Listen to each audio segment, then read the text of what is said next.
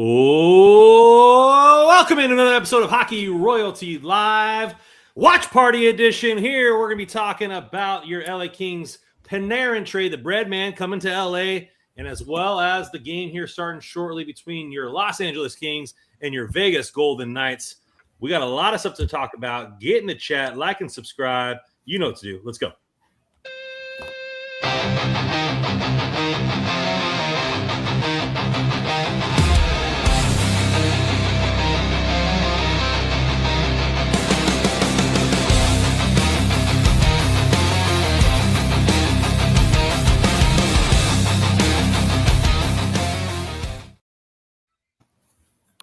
What's everybody? What's up, everybody? We have an unusual guest here with us today, but not an unwelcome one. Your Reign expert, the prospect knowledge captain and chief of Hockey Royalty, Mr. Kyle Garcia. Welcome to the pod.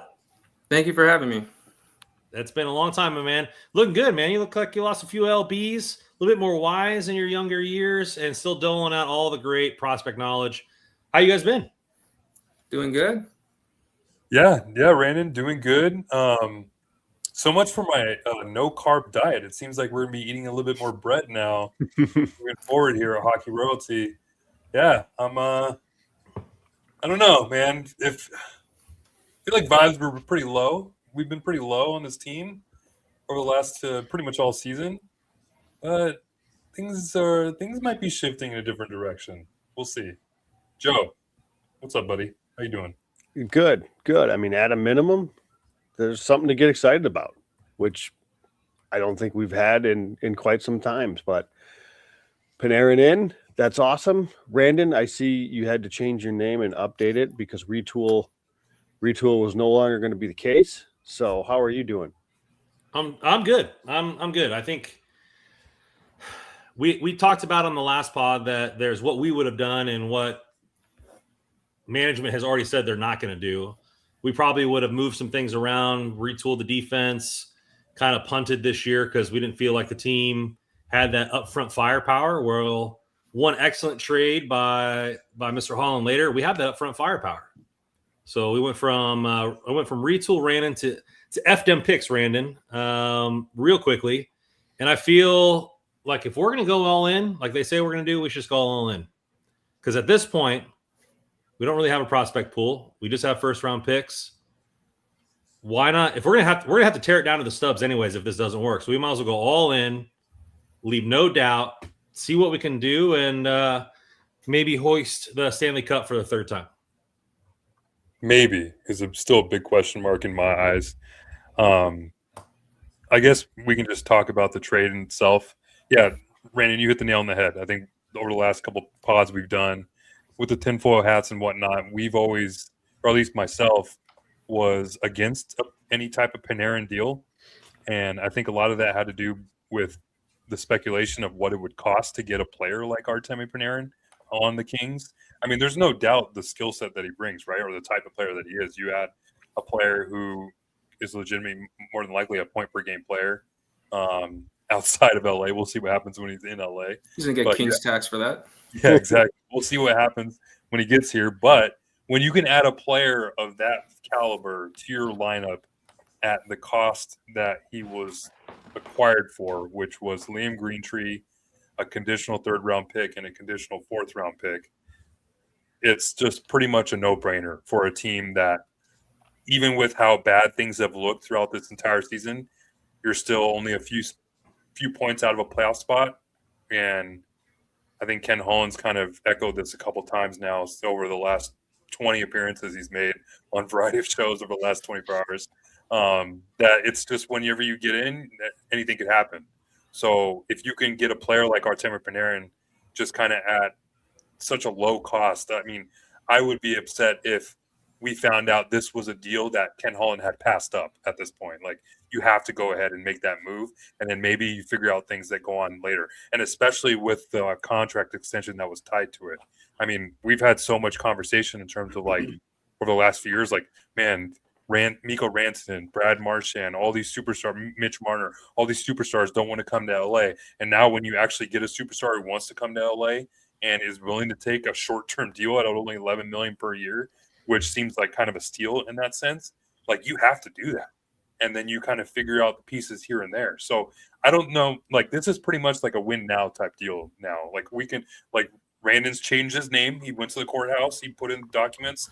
The names have changed. But I think there's still work that needs to be done. Like, this roster right now, I don't put them with just Panarin. I don't put them in the echelon of like the Avalanche, the Stars, even the Oilers in that sense. I still wouldn't pick them to beat the Oilers. But hey, there's a lot of room left. I feel like cap space with the retention that was made in this move. So if they're able to make another move here and there before the deadline, we'll see what happens then. Joe, I know you've been a big proponent as this team is going to go as far as their D will carry them. But as we're looking at the standings going down the stretch and this big move, the three best teams in the West all come from the Central, or three of the top four come from the Central. Two of those teams are going to eat each other in the first round, and prospectively, face each other in the second round, where the best teams are going to be eliminating each other. As long as we don't face Edmonton in the first round, maybe the Kings get out of the first round, they have a punter's chance at getting the Western Conference. I know you teams back in is not good enough to win the Cup, but if they make another move up front, maybe an upgrade on the D core, and some things happen here, Kings could potentially win a series or two.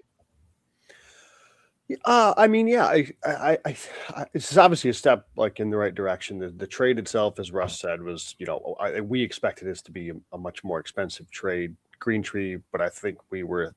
I think we said what, LaFerriere, Green Tree, and one. Yeah. So like that started to become a lot, but at this cost, it's a no-brainer. And I agree, the 2 years at $11 million is a no-brainer.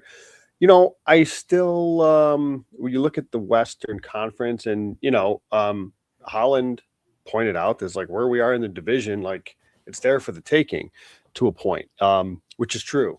From a points standpoint, they're only a few points back of Vegas. What are they? 4 points back, 6 points back of Vegas. Excuse me, for the division lead. And obviously they play them in a few minutes here. You're giving a foreshadowing until tonight, so we'll be 4 points back after this. There you go. I mean, so all that said, like they're still very much in the hunt in the division. I think this trade, I think I'd like to say like it definitively, okay, they're clearly better than the rest of the Pacific other than Vegas and Edmonton. I'm probably with Russ right now, where I still, it's definitely a better team. There's no question about it, but does this put them ahead of a Vegas or an Edmonton in a series? We talk about this all the time, in a 1-game, 2-game thing, that's one thing, but in a 7-game series, is it enough? I still have questions about that.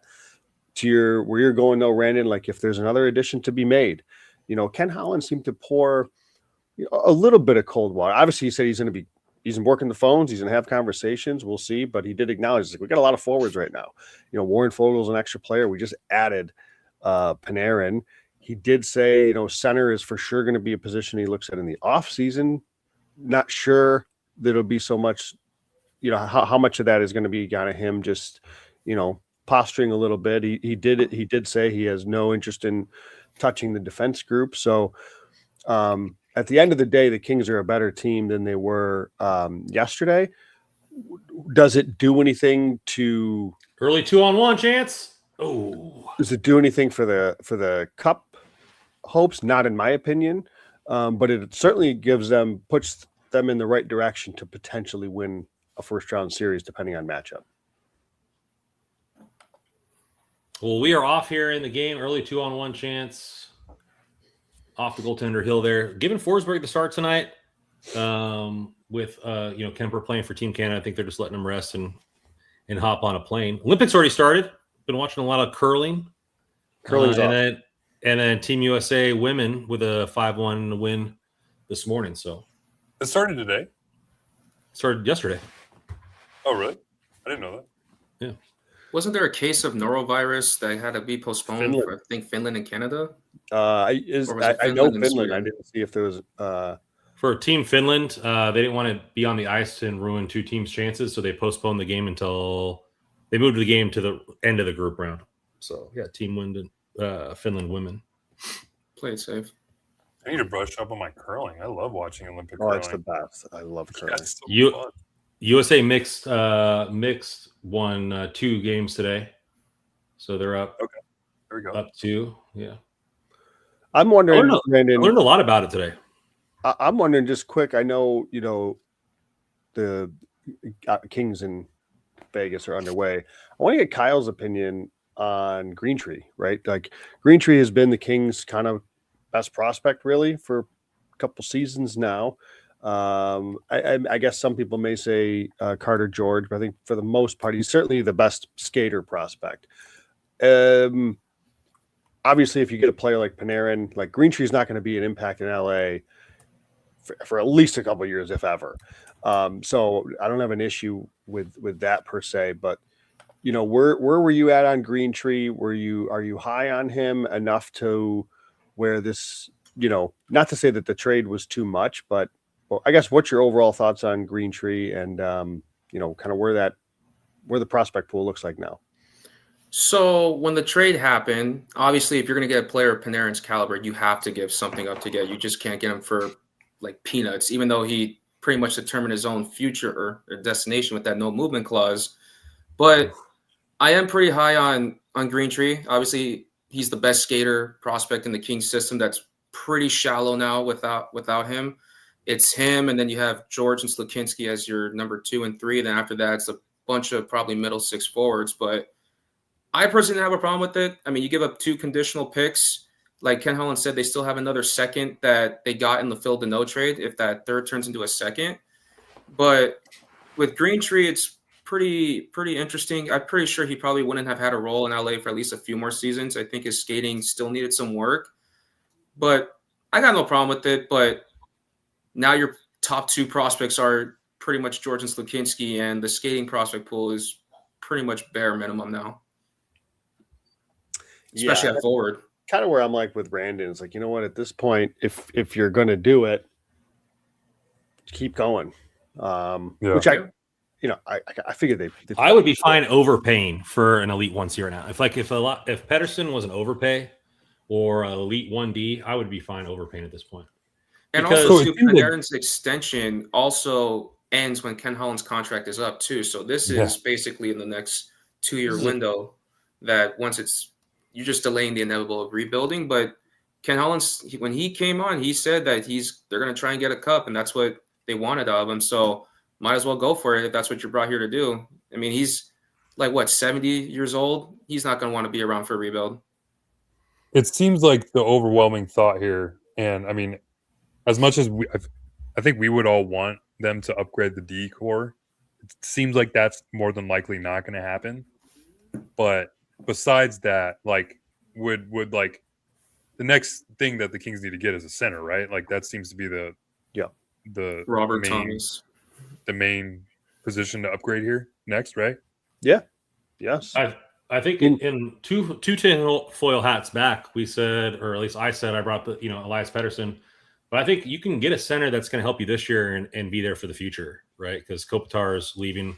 Obviously, there'll be a lot more options in the offseason, but there's still opportunities with Thomas from St. Louis and Elias Pettersson that would help this team this year and going into the future.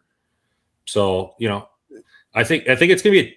I think Holland feels like this team's got, even after Kopitar leaves, has 2 more years to try to push in all the chips.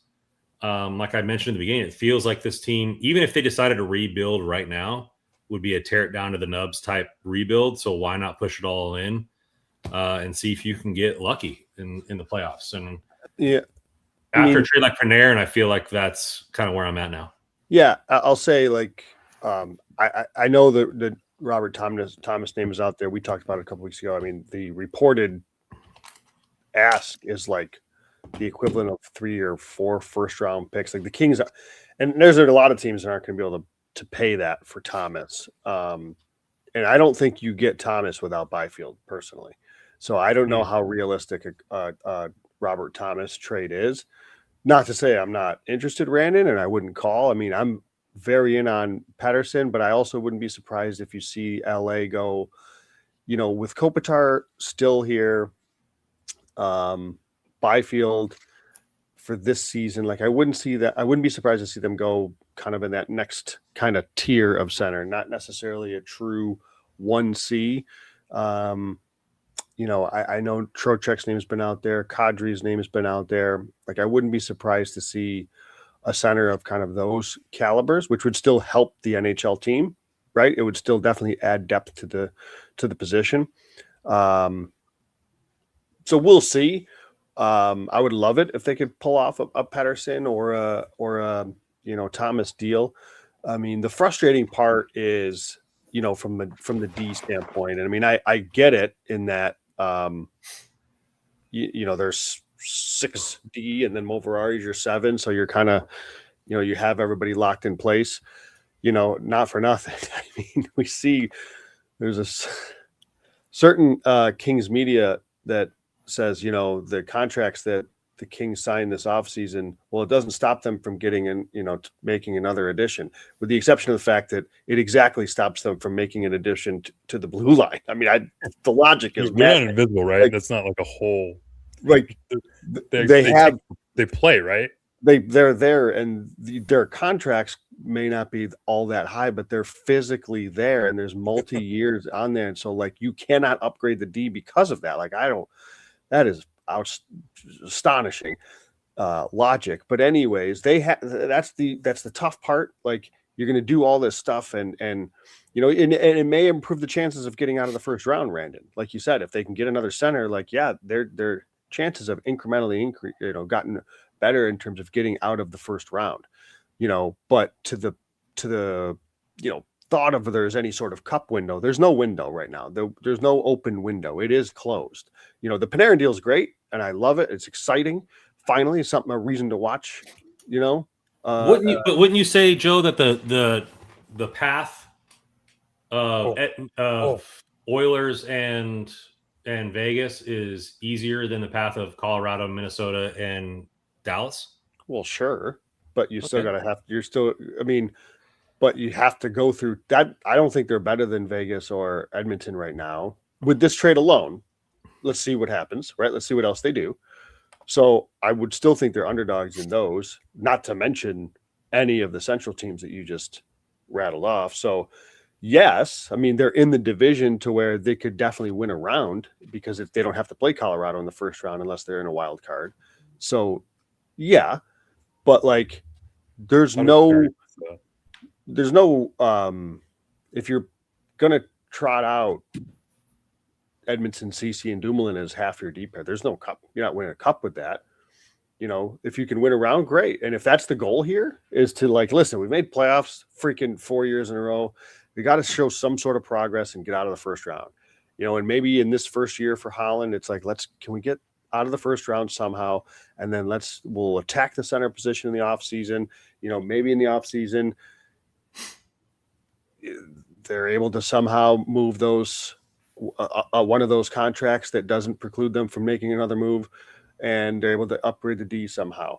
But right now, that's still a miss on the back end. But I don't want to dampen like the excitement of Panarin, because he's a fun guy to have on the team. Like it should be fun to have him on the team. I wish he was playing this game against Vegas, but definitely brings a different element that this team, you know, hasn't seen. And they've got like 3 legit to high end to Panarin is elite wingers with him, Fiala, and Kempe. So that's fun. Ryan Smith comes in here with a question here. Chances of Hiller changing the team play tactics during the Olympic break so we can really utilize Panarin and push for the top of the division. Do you see a change in gameplay with a game breaker like Intemi? No. Yeah, I don't see it. I think Panarin. The thing is with Panarin, I think he's more like he's going to change the way that the Kings play, at least in the offensive zone, just by being there. I mean, his willingness to make.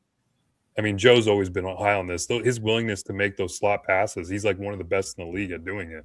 Yeah. And I think it was Jay Fresh that shared a graph on it the other day of that example, like that specifically of slot passes.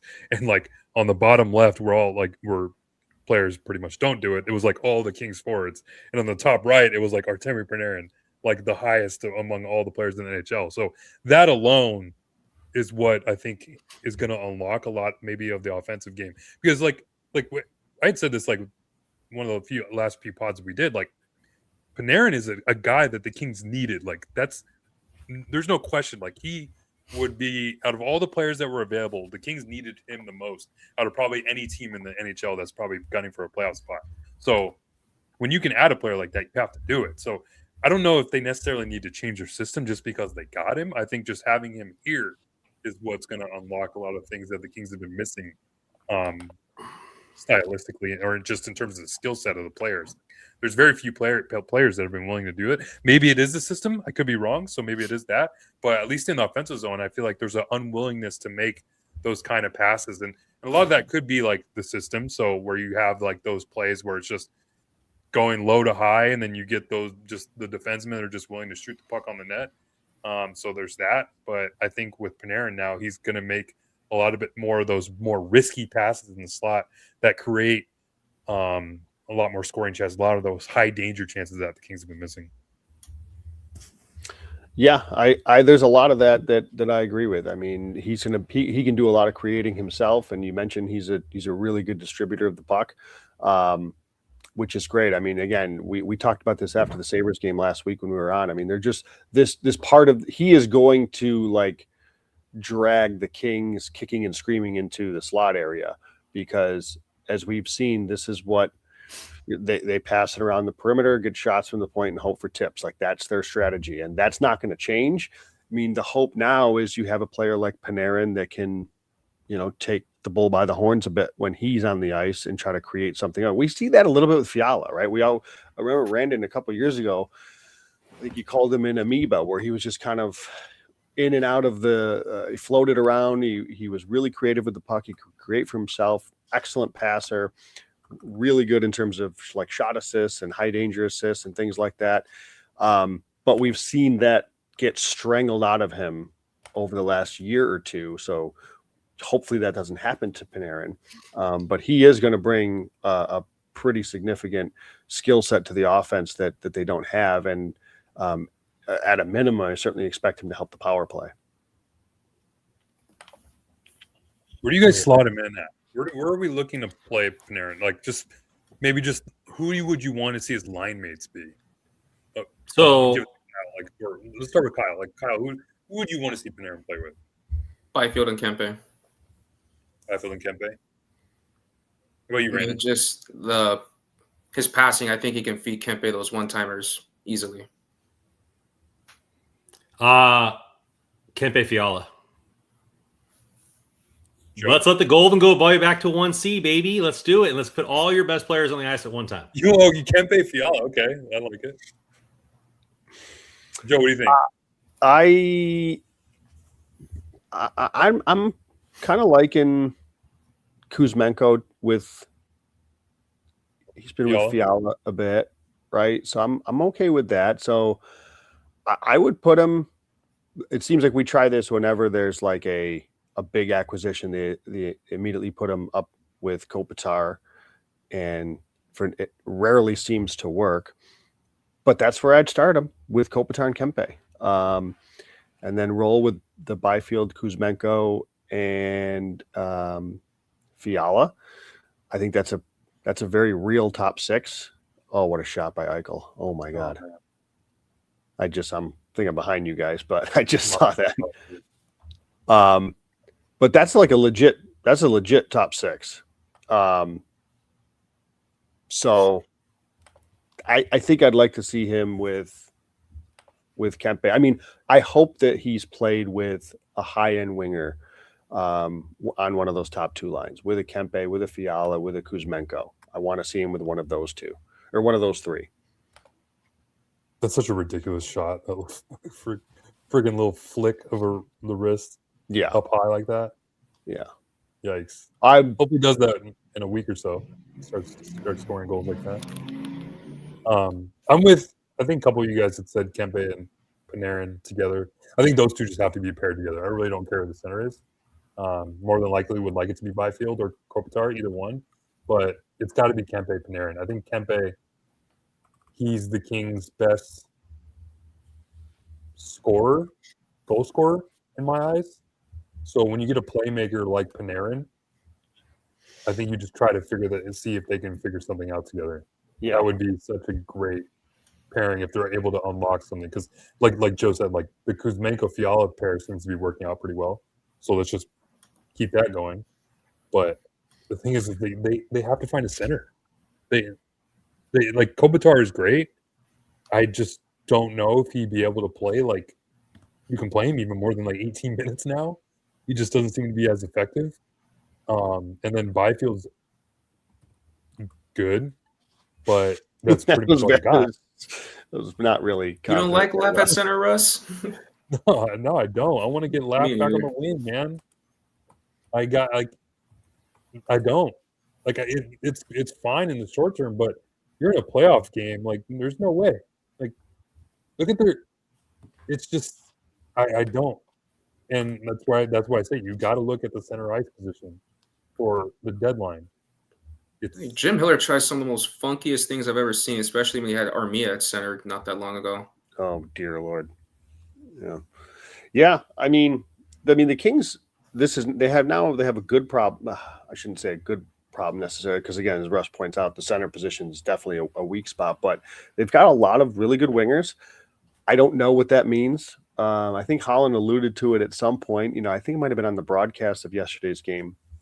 When he was up in the booth and talking about how Warren Fogel's been a healthy scratch, but he was obviously a really good player for the Kings last year. I don't know if any of these forwards is somebody that becomes, potentially tradable, and could be used in a trade to net something else. I don't know, but I think it's a good problem to have from a winger standpoint. It's just, at the end of the day, the centers are Kopitar and Byfield are your top two centers. Again, I don't know if they're going to bring in somebody to be a top two center this deadline, but even if it is a third line center, that's going to push down, a Turcotte potentially. I guess I'm wondering, when the dust settles on this roster, we've seen this fourth line and Hellenius and Malat.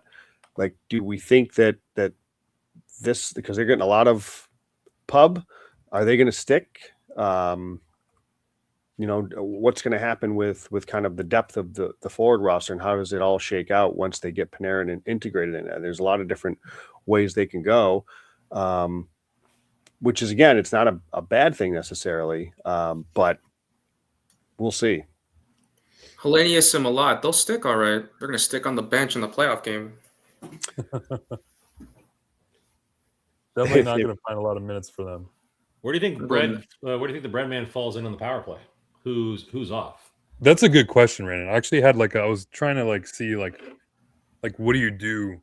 Because you now have some pretty solid right shots that are pretty good on the power play. When a couple years ago they had nobody as a right shot. The 5 ice kind of stuck out to me because, as much as I would love to get Panarin and Kuzmenko on the top unit, I feel like that you would, if you did that, you wouldn't have a center on there, because I originally had Panarin, Kempe, Kuzmenko, Fiala, and Clark. But then you don't have any centermen to take a draw. So I switched out Kuzmenko with Byfield. So I have Byfield in the middle. I have Panarin, because he likes to play on his offside, right? Or he likes to play on his he plays on the strong side a lot, I think. So what side? He plays on. I think he plays both. I think he plays both the right and the left flank. Okay. Or he plays on both right and left, from what I've seen. Yeah. So you like a Clark up top. I would like Panarin or on the low side, kind of like that Kuzmenko side. Because then if you can get back to Kempe on the other side, that'd be fun. And then you have Fiala maybe hanging out up high with Clark a little bit. But those are the top 5 I had on the top unit. And then the second you have Laferriere, Perry, Kopitar, Kuzmenko, and Doughty. That's what I have. I don't know what you guys think about that.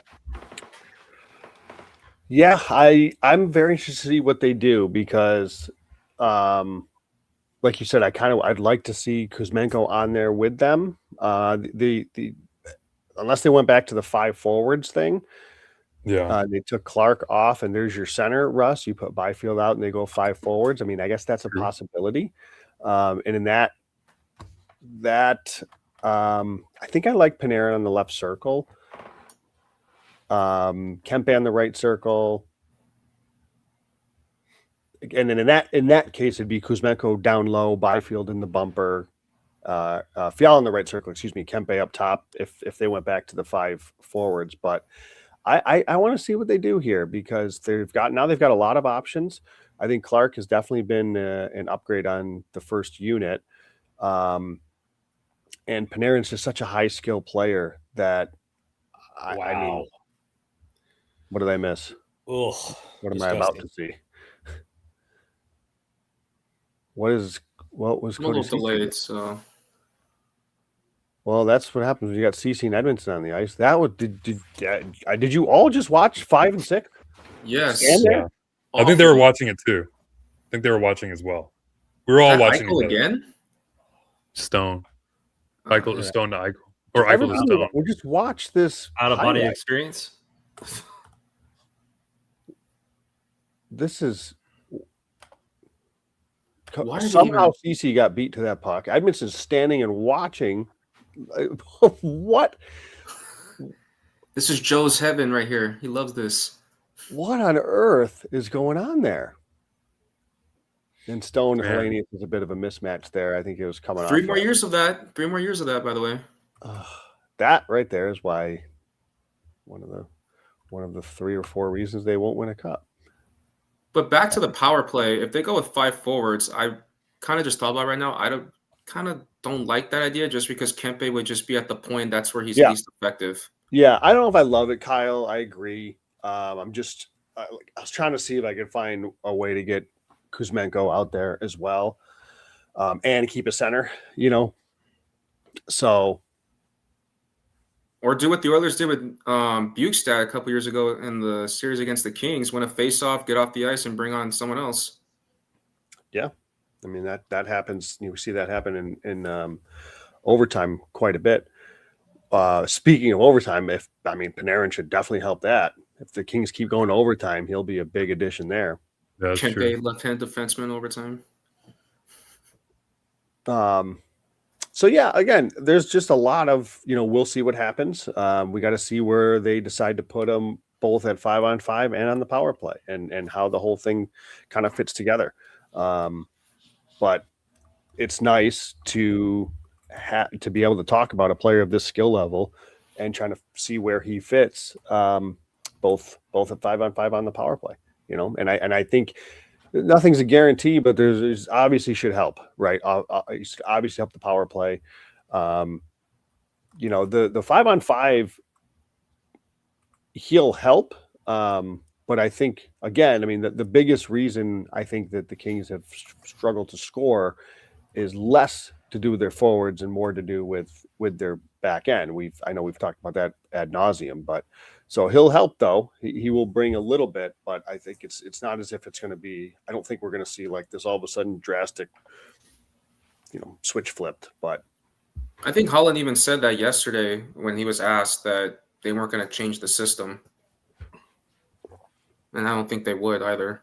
He said it would be hard to change the system with 25 games left in the season. Yeah, just for one player, I don't see them doing that. I wouldn't expect like an overhaul or anything like that. Obviously, with Hiller, he has a belief, and he's obviously not going anywhere. So I wouldn't think that we're going to see any sort of, great system change here. So we'll see how Panarin kind of makes it work when he's on the ice.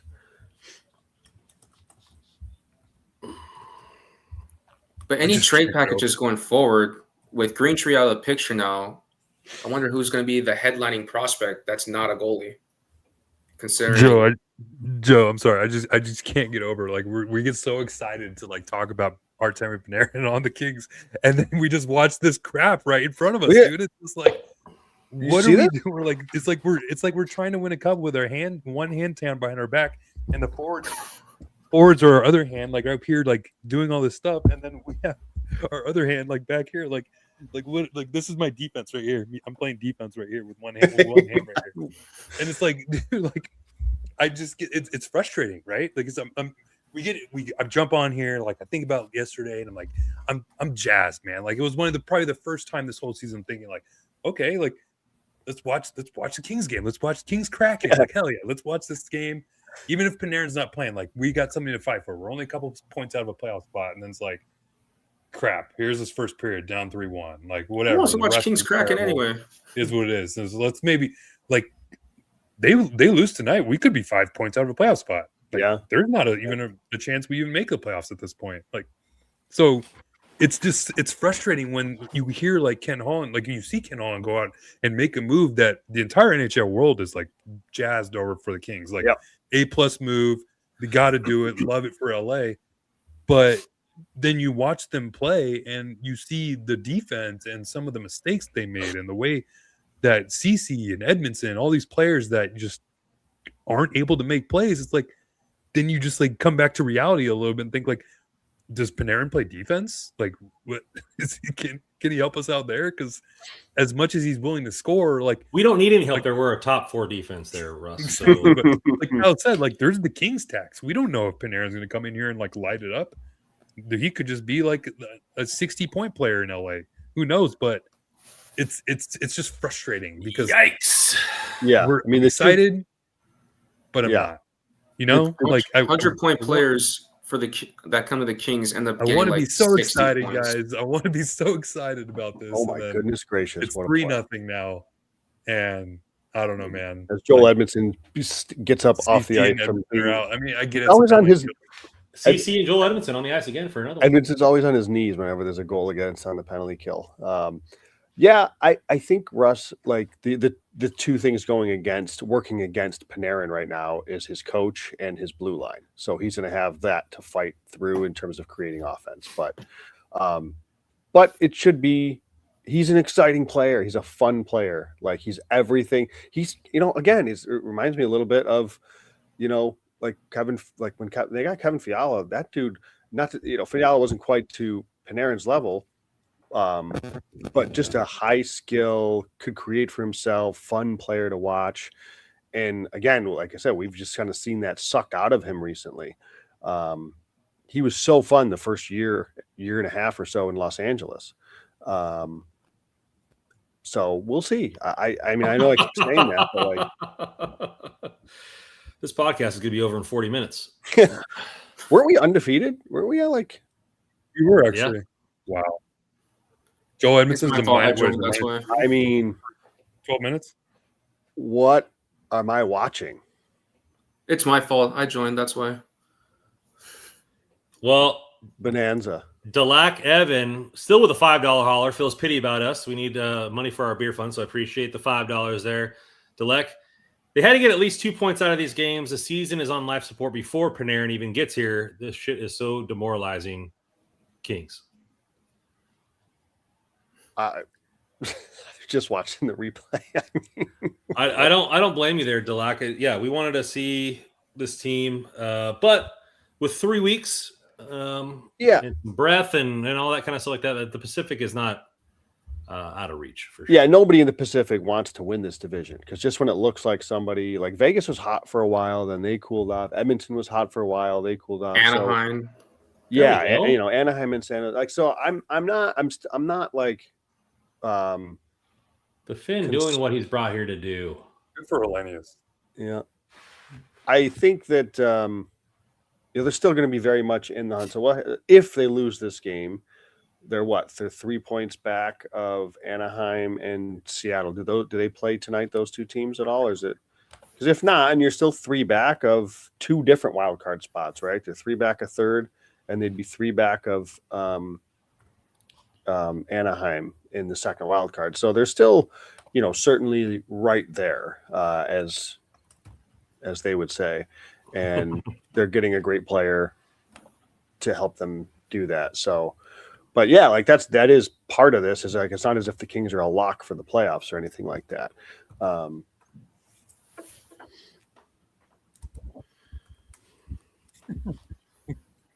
What a start, though. Good for Lanius though. I remember it was a couple years ago. I think Vegas was winning like 3-0 in a game, and he got in a fight, and people were wondering if he should have gotten that fight because it kind of gave Vegas energy. Oh, wasn't that last year's game when they were up 3-0? Yeah, it was last year. And Hiller or Jim Fox on the broadcast was saying that like he's got no better when to pick the spots. Yes. Yeah, so good for him for picking a right spot there. Yeah, down 4-0. And sucks for Forsberg, who's been so solid the last few games. And I'll say, like, can Holland do another media availability? Let's ask him that question again. You sure you don't want to upgrade to D? Yeah. Hey, we gotta have pros, Joe. You didn't know that? That's right. That's right.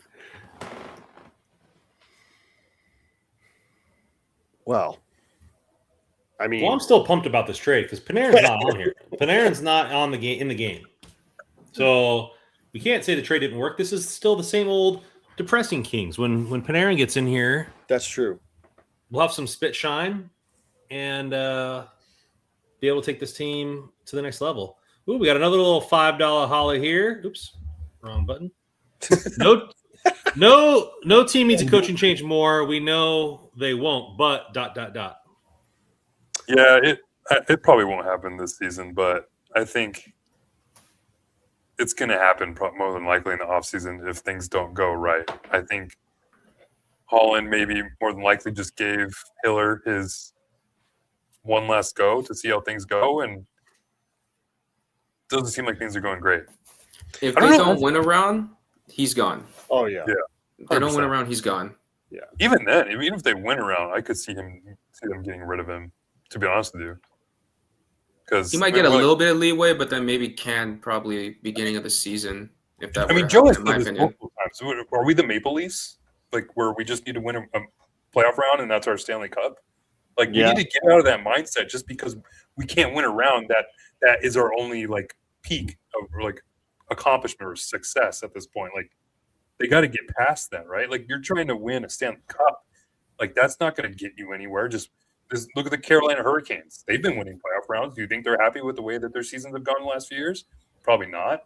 Like, this team, you need to be building teams to win cups. There's no trophy to take home for winning playoff rounds or making the third round or even making the Western Conference Championship. I was pissed as hell when they lost to the Chicago Blackhawks in the Western Conference Final in 2013. Yeah, I thought we were going to go back to back. That was livid. But you can't have a dance with a woman if you're not on the dance floor, Russ. I understand the. Right now, we're still trying to put on our shoes, but we're attempting to get there. I understand the idea that, like, you can't talk about cup until you get out of a round first. Like, I get that, but I am a little surprised. And again, I don't know. There's been a lot of speculation about whether or not Jim Hiller coming back how much of that was Ken Holland. You know, how much of a say he had in that. But for a guy that is let's go. For a guy that's like putting his hopes on winning a cup in this short term, here we go. Here we go. Trevor Moore hits a 3 to cut the lead to 42. What a goal! Like that he's here for obviously only a couple of years, Holland. That Jim Hiller would be his choice to get this team over the hump to the next level. But I'd be surprised if he's back next year. I want to propose a question after this because we got a couple more. That's a great goal by super chats. A couple more super chats. I am Ray G. Biv. Panarin might just breach his contract just to get out of this move. $5 there. I wouldn't be surprised. Hopefully he's already on vacation. Hiller said he hadn't practiced or even been on the ice for over a week. Like he's not even skating at all with the team. Yeah, I guess I didn't realize he hadn't even been skating with the Rangers. Yeah. They were holding them out. Yeah, I knew he wasn't playing in games. I guess I didn't understand. I didn't know. They wasn't skating at all. 902 Chicken Stew, $20 holla here, going deep in the pockets.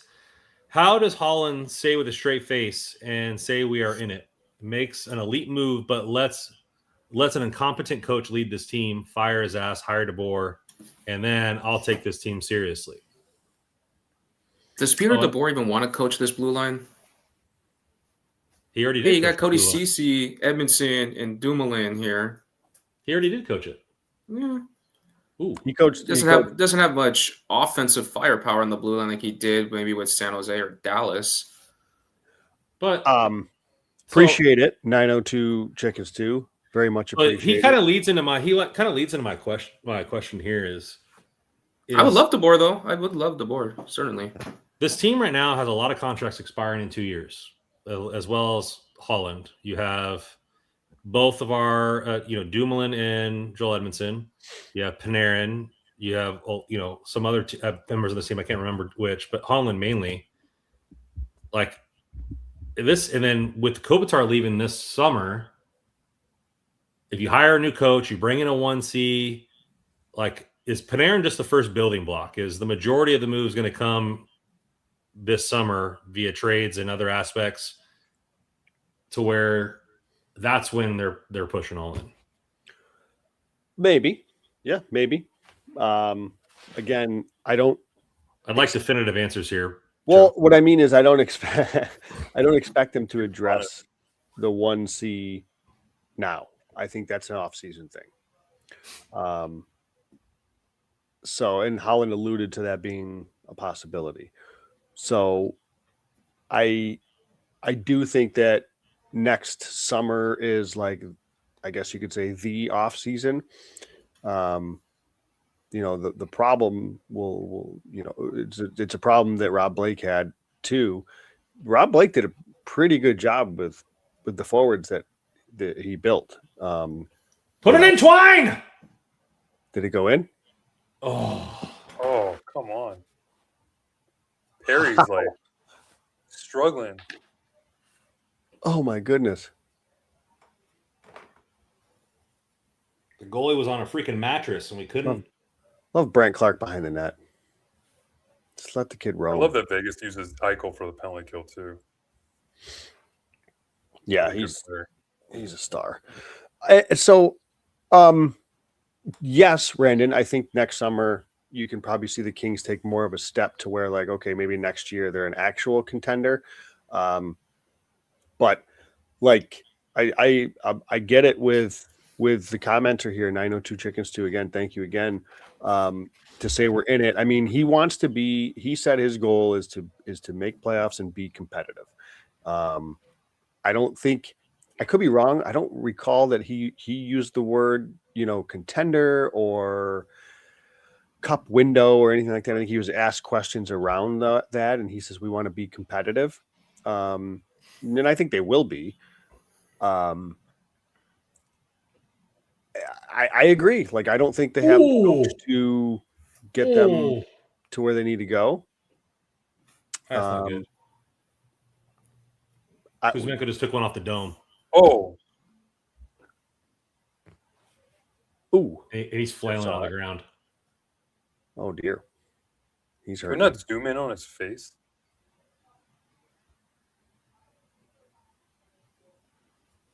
That's not a good birthday present. Belated one, unfortunately. He looks like he's in some pain. That looked like it missed the actual helmet and got him like right in the ear. Yeah. Jesus Christ. That's why there's some guys still wear the ear protectors. I think Crosby does, right? Crosby's one of them. Yeah. Oh, it got him kind of low by the cheek. Okay. Still, a slap shot off the face doesn't feel good. Oh, like by the neck area. Oh, that was a ricochet. That wasn't still. I don't see any blood.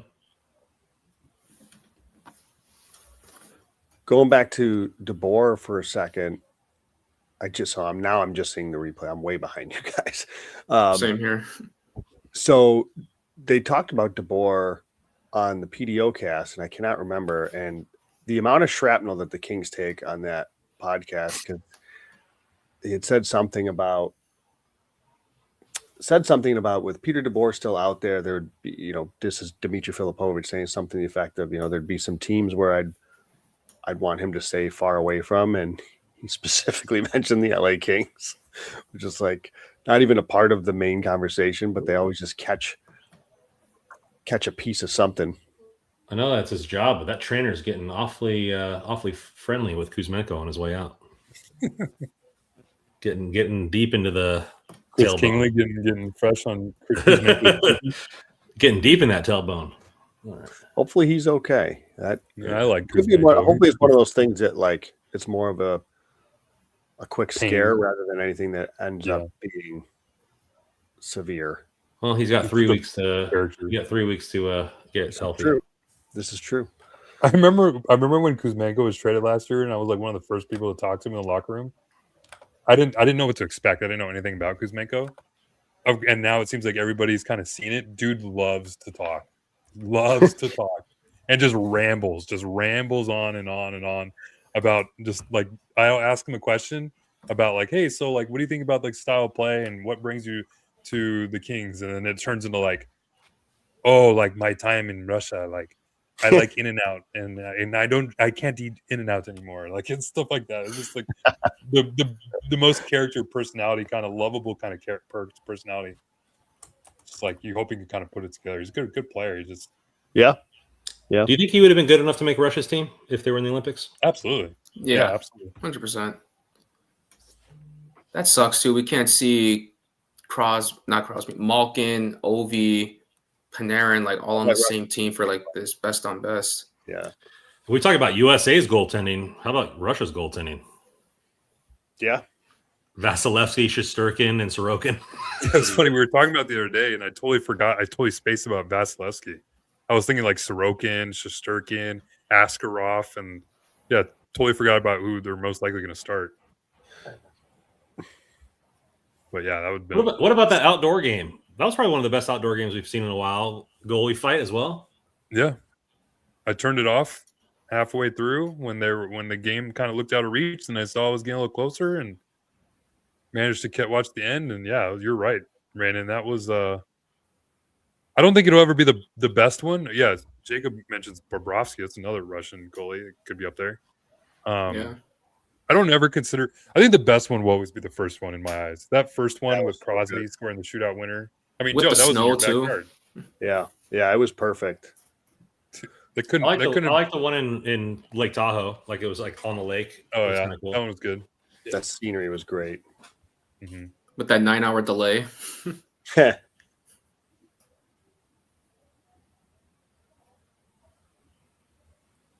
All right. Not quite the first period that we were hoping for. But we scored the most recent goal, so that's Okay. Positives. I like well. it. That first period is gambling at its finest, and that is brought to you by our friends at DraftKings. Super Bowl 60 deserves a sportsbook built for the moment. DraftKings Sportsbook, the official sports betting partner of the Super Bowl 60, puts you right in the center of the biggest game of the year. Anything can happen during the Super Bowl, as DraftKings has your early exit. If your player goes down in the first half, you still get paid in cash if your bet settles. No bonus bets, no waiting. The other sportsbooks don't even offer injury protection. DraftKings covers the entire first half, even through the second quarter. And early exits work on live bets too. Pre-game or in-game, DraftKings has you covered. So you have this matchup with Seattle and New England. So you could pick May, you could pick Darnold, and then pair them with the opposite wide receiver, or link them up together. There's storylines, touchdowns that plenty in this game. So if you feel like the game is getting out of hand, and hey, maybe the live betting for running back yardage goes down to 10 yards for Henderson. Well, he pops off one big run, you get paid. New to DraftKings, customers can bet just $5 and get $300 in bonus bets if your bet wins. That's right, 3 stacks. Download DraftKings Sportsbook app now and use code THPN. That's code THPN to turn $5 into $300 in bonus bets if your bet wins. In this partnership with DraftKings, the crown is yours. Gambling problem? Call 1-800-GAMBLER. New York, call 877-8-HOPE-NY or text HOPE-NY. In Connecticut, call 888-789-7777 or visit ccbg.org. On behalf of Boot Hill Casino in Kansas, wager tax pass-through may apply in Illinois. 21 plus in most states, void in Ontario. Restrictions apply. Bet must win to receive bonus bets, which expire 7 days Minimum odds required. For additional terms and responsible gambling resources, see dkng.com/audio. Limited time offer. Man, 7 days for $300. Man, they just want you to roll that. You win one bet, they just want you to roll it and roll it and roll it, and either you turn $5 into nothing, or you come away rich on Super Bowl Sunday. All right, well, it's time to bring up our game here. It's time to play a game here. Let me pull up the screen. And Kyle, if you've been listening, we've been playing a game here in the house. It's blind ranking. I need to hear it. It's time to play a game. It's stupid, but it gets me every time. So we're sitting here. We're going to be sharing my screen. Let me pull it up here. In light of bringing an elite winger onto the team, we are doing blind ranking top 5 NHL wingers right now. So we're not doing over the career as they sit this season.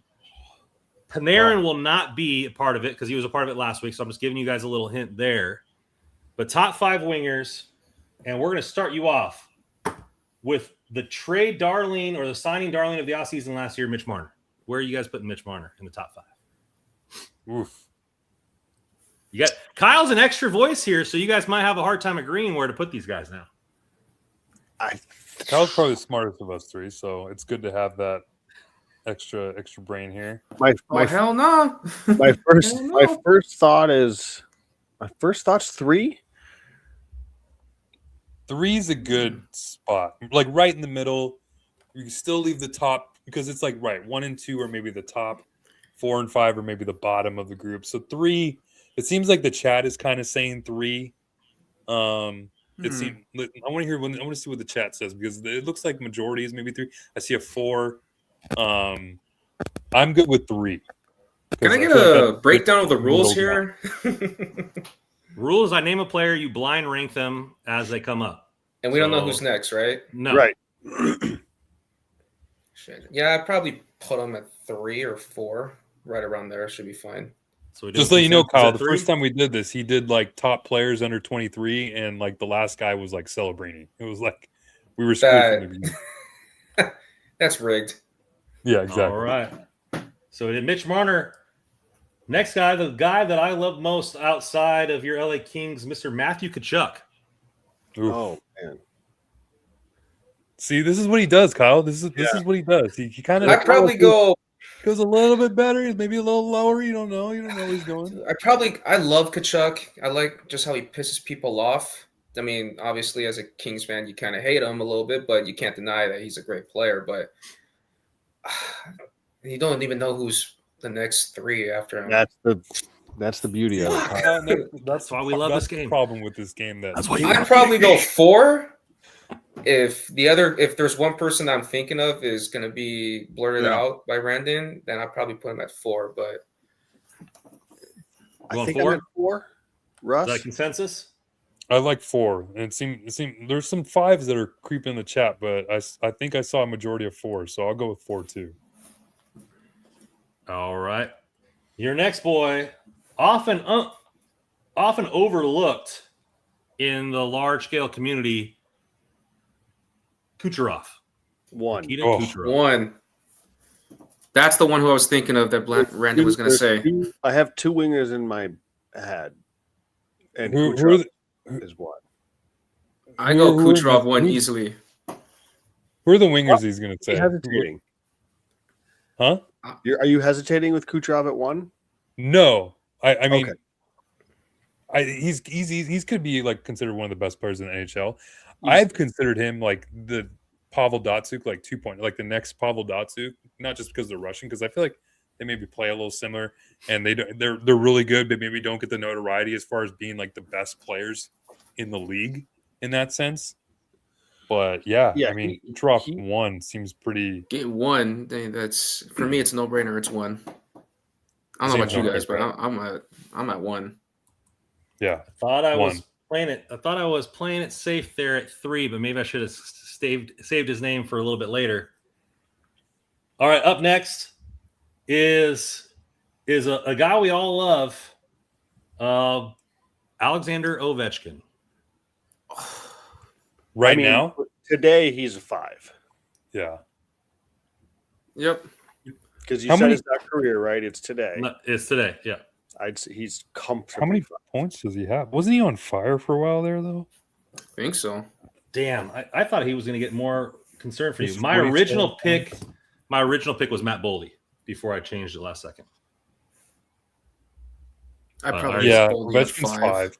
Ovechkin's 5. Yeah. I already changed it. So All right. So now, this if I last would have one- stuck with Matt Boldy, would he have been in consideration for 2? Mm, I probably would have still put him 5 yeah, would've still I would have put too. because Yeah. there's a couple out there that And the last one that you guys put in is now in the number 2 spot. Yeah, Okay. I say that's Nico reasonable. Rantanen. and to be honest, Okay. he wasn't even the name I was thinking of. Who was it, Joe? Pasta. I had Pasta and Kaprizov in the list as well, Yeah, but I wanted to kind of Kaprizov, throw it another off one. there. So I would there you say go. I think that's a spot on list. I think we nailed the order though. Yeah. I'd probably if- put Kachuk over Marner, to be honest. Even if I would have kept Boldy in there, I still think that's a good list. Yes. I think Russ has a point. Marner and Chuck could be flipped, but I like them where they're at right now. I think Yeah, it's just maybe because I can make a case for Marner over Rantanen though too. I think. yeah, I you think. could. Yeah. Like as 'Cause far as again, like game, Marner- I'm thinking like maybe I have like playoff experience in like the Stanley Cups in my mind, Okay. but But Yeah, Kucherov just at 1 is 'cause I know easily what- the most like yeah, as far as like big game Unanimous player, just because I decision, know yeah. what Kachuk brings, right? Like, Yeah. where would The you? good thing Okay, is- let's say he did put. Where would you put Pasternak in this list? I'd probably put him 3. 2. I think I put 2 him or 2. 3. Really, behind Kucherov, ahead of Rantanen and Marner? I think so.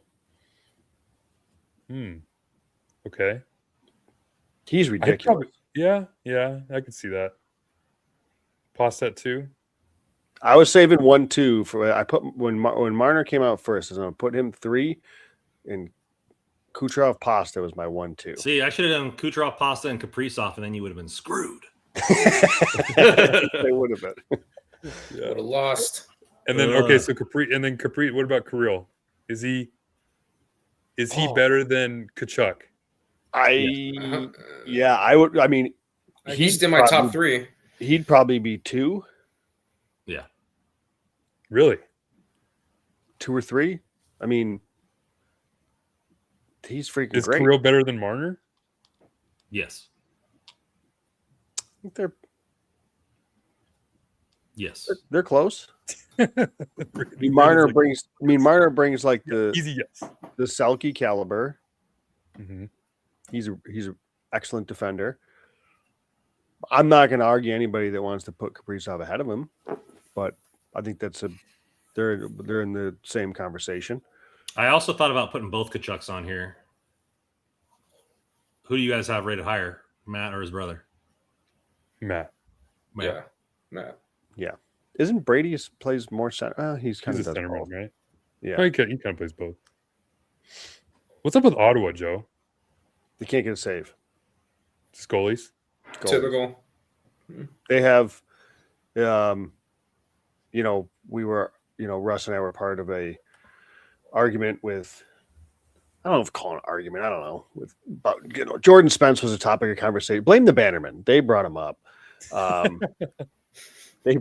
And then Dennis Bernstein had some comment. Totally fair. Like he's not playing big minutes anymore in Ottawa. Which is fair. He was playing top 4 minutes on the season, but the last 10, 15 games or so he's not. But anyways, in that conversation, like Ottawa's the number 1 team in 5-on-5 expected goals against per 60. They're the best defensive team in the league. They have the second or whatever worst save percentage at 5-on-5 in the league. They're getting no saves. I mean, that's just the goaltending is just totally sinking that team, which is it's too bad because there's plenty of talent up front, plenty of talent on the back end, including Jordan Spence. But they That's can't. crazy. It's such a talented team. Like such a talented lineup. Like, where do you go? Do you do you commit to getting a goaltender? I feel like that's such like your kind of hands are tied, right? Like, Well, they already did that, but he's on a leave, right? Linus Ullmark he's in program assistance. Somebody correct me if I'm wrong. I think so. You could be Did right. he do an interview recently? Hurt. He's back. Emmanuel says he's back. Is he Looking back solid. now? Well, he was out for a bit, and they weren't. He's out with an illness today, I believe. They weren't getting any saves. So, like, this is what I always say: like, goaltending absolutely matters. You got to get saves. The goalie matters less so because Lord knows who's making them. So, that's their issue. I think they could probably be. I think they could probably do a little bit more offensively. Remember we watched. For anybody that watched LA Ottawa, that's about as bad hockey as you're going to see. That first game was awful to watch. Yeah, because they play I went to the game in LA and it wasn't any better. Yeah, they play a very defensive style, which is why their expected goals against it are really good. That's partly the way they play. But that they would like if the Kings got no saves, that's what they would look like. Yeah, exactly. Yeah. I want to propose something to you guys, if you don't mind. Of So I course. got asked this question earlier today about the Kings goalie prospects between Carter George, Hampton Slukinski, Eric Portillo, and Petteri Rimponen. How would you guys rank all four right now, like in order in the Kings system? And people in the chat, you guys can put your replies in there as well. I just want to see. It just crossed my mind right now. I just want to see how everyone views them within the organization. I won't pretend to be, an expert on the prospects. I will definitely curious to see what your take is, Kyle. I mean, for me, George seems to be the one fairly definitively. I think after that it would be Slukinski.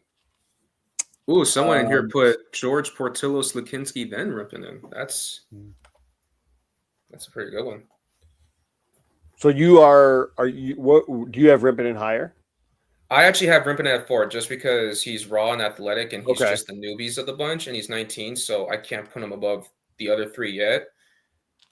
But I would personally say, and I think the first 2 can be interchangeable. I would go with George Slukinski, but that's a very tight gap. And then I go Portillo and then Rimponen. But that's not just to say that Rimponen's the worst of the bunch. I actually think he could be a pretty good goalie. But, talking with Slukinski for that LAK story I did recently, like he has probably the best mindset of a goalie I've ever seen or like heard of. Like just talking to him and his coach, they believe that he can be an NHL goalie, number 1 goalie in the future. That his ability to bounce back and not let the moment, like his coach specifically told me that he has when the pressure builds, he doesn't go the other way. Like it makes him better and he doesn't shy away from that. You're talking about Slukinski, right? Slukinski. And also too, it helps that he's played on some pretty good teams and has won at every level. But yeah, I mean, he's a self-taught goalie, so he picks up little tendencies from other goalies that he's been around. So, I mean, his mindset is probably one of the best I've heard people talk about for a goaltender.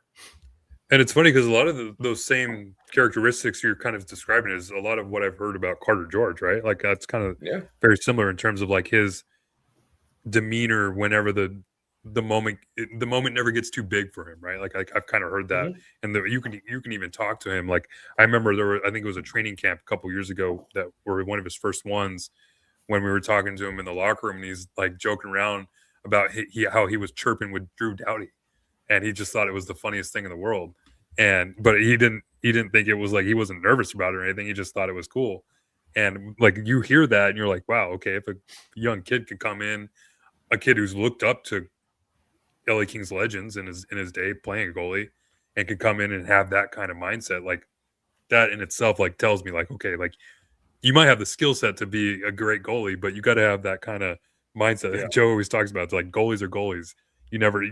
they kind of have to be dialed in. Sometimes there's a mental aspect that comes to it too. So I put Carter George first, just because like Joe said too, like we don't know. I haven't been watching a lot of the. I couldn't even tell you what their stats are right now. But as far as everything I've seen and everything I've viewed, I think George would probably be the number one. I think maybe majority of Kings fans would probably say that too, just because of his hype surrounding him. Slakinski's probably a close 2, right? Like maybe like there's 1A, 1B. Slakinski kind of reminds me of the who was it, Bernier Quick or Bernier and who the other goalie was. Like that's the thing I get from them is like pick which one. But to talk about George, he actually got traded at the trade deadline from the Owen Sound Attack a month ago. 940 save percentage with a 1.54 goals against average and 3 shutouts in 9 games. And he's got a goalie goal. Wow. So yeah. There you go. Still, I'm going with Hunter. The only thing he just won bigger games at higher levels. I mean, I believe the NCAA is better hockey. Yeah. Hammer? Yeah. I just trade one of them. That's all. Trade 2 of them. Trade 2 of them. Right. Trade all 3 of them. Trade all 4 of them. Exactly. They went from having, remember, there was like 2 years ago, they were talking about the Kings have 0 goalie prospects. Oh my God, what are they going to do in future? Now they're like overflowing with them. Well, I want to bring up some dark days now. Remember, it was Hrenik, Villalta, Ingham, Markin, I believe there may have been, and Parikh. That to where it is now is pretty impressive. Villalta, our first interview on Making It Rain. Nice kid. Yeah. And then Markin never played, never got signed. Yep. Markkinen was never signed. Parikh went back overseas, and Hrenik. What does Hrenik do? Because I thought the little bit that he played in Ontario, he did not look bad. Playing in the English Premier League, I think. Okay. Last time I saw him, he was teammates with Dvorak in Czechia last year, but I haven't kept track of him. Okay. Or no, Dvorak teammates 2 years ago with Dvorak in Czechia because Dvorak was with the Rain last year. How is our good old buddy Jacob Dvorak doing down there with the Rain? You really want my honest opinion, Russ? Kempe, you got to put that in. Refresh, you guys are way behind.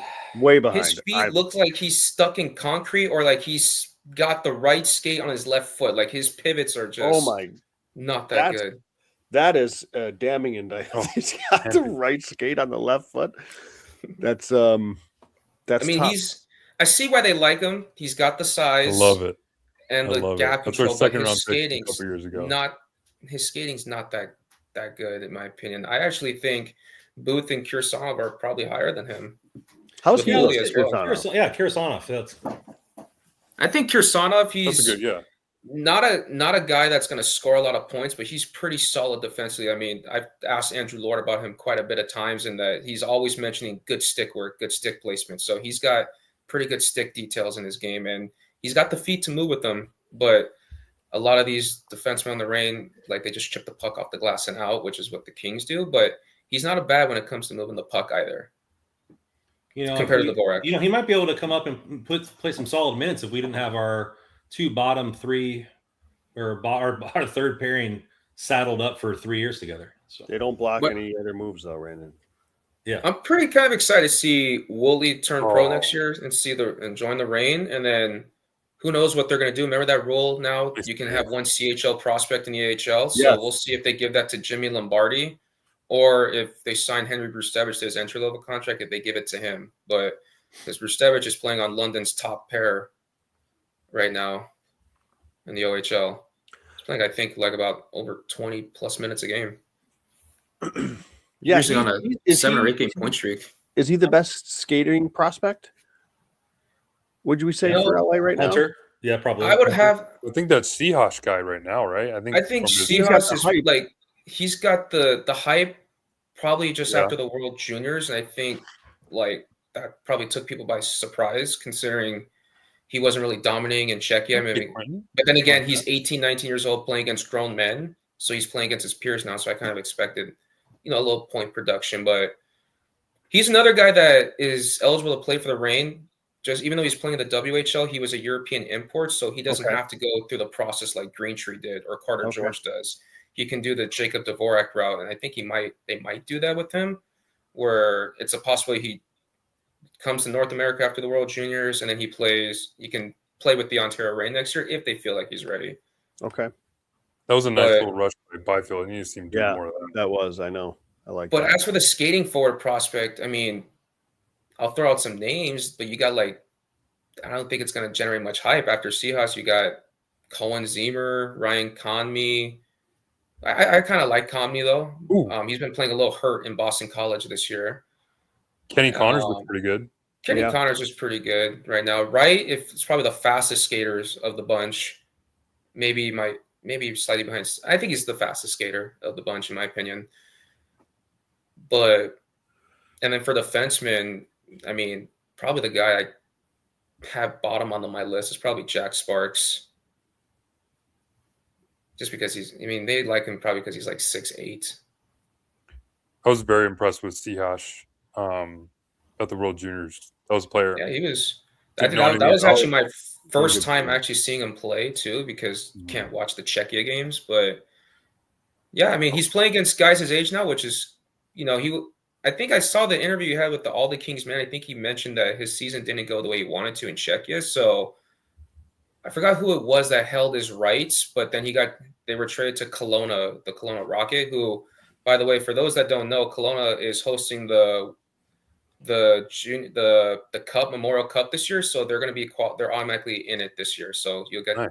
you have well, oh no, A that's little bit more high profile. Yeah, so you'll probably get to see a lot more of him this year.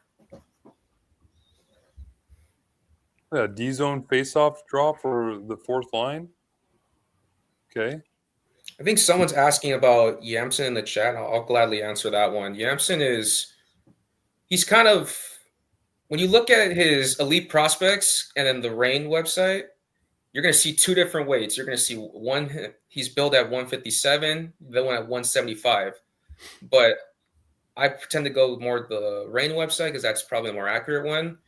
He's got some skill. I like his edge work. I think he can get out tight corners and stick handle pretty well. But the one thing I think he needs to work on is building that muscle, because last year, quite a bit, he kind of got hurt a couple times because of it and gets knocked off the puck easily. But one thing I've liked over the last week is that he's actually driving to the net a lot more, protecting the puck with his size. So, and the Kings, well, they're known for their late round picks. Maybe if his development goes on the right path, maybe they got another sleeper here. I mean, he's got, I think, 18 points or something. I think 18 points. I have to look it up right now. I have it right here in front of me. He has 18 points in 42 games. Not bad for a 7th round pick. Sell them all. Who needs the rain? I do. For a job. Yeah. What do you guys think about the two? There's been a couple changes to the Canadian team. Seth Jarvis is in, and Sam Bennett. Jarvis is a stud. Was it Point is out, right? Braden Point's Yeah. out. Point and That's- Sorelli. Oh, the Lightning guys. I mean, Seth Jarvis is so good. So I think that I don't know that Canada loses much there. Forsberg saving our bacon right now. Forsberg's having a nice little stretch here. Okay, what was that? Did All right, the give me referee a just second to swallow catch the up whistle? here, Brandon.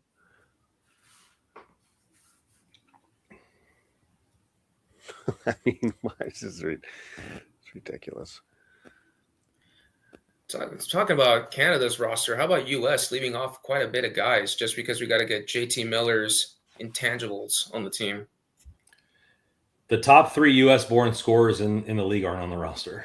That's embarrassing. I don't know how you go in without Robertson, and I mean, I think Caulfield was really good. I as much as I love Lane Hudson, I understand where they're at there with him.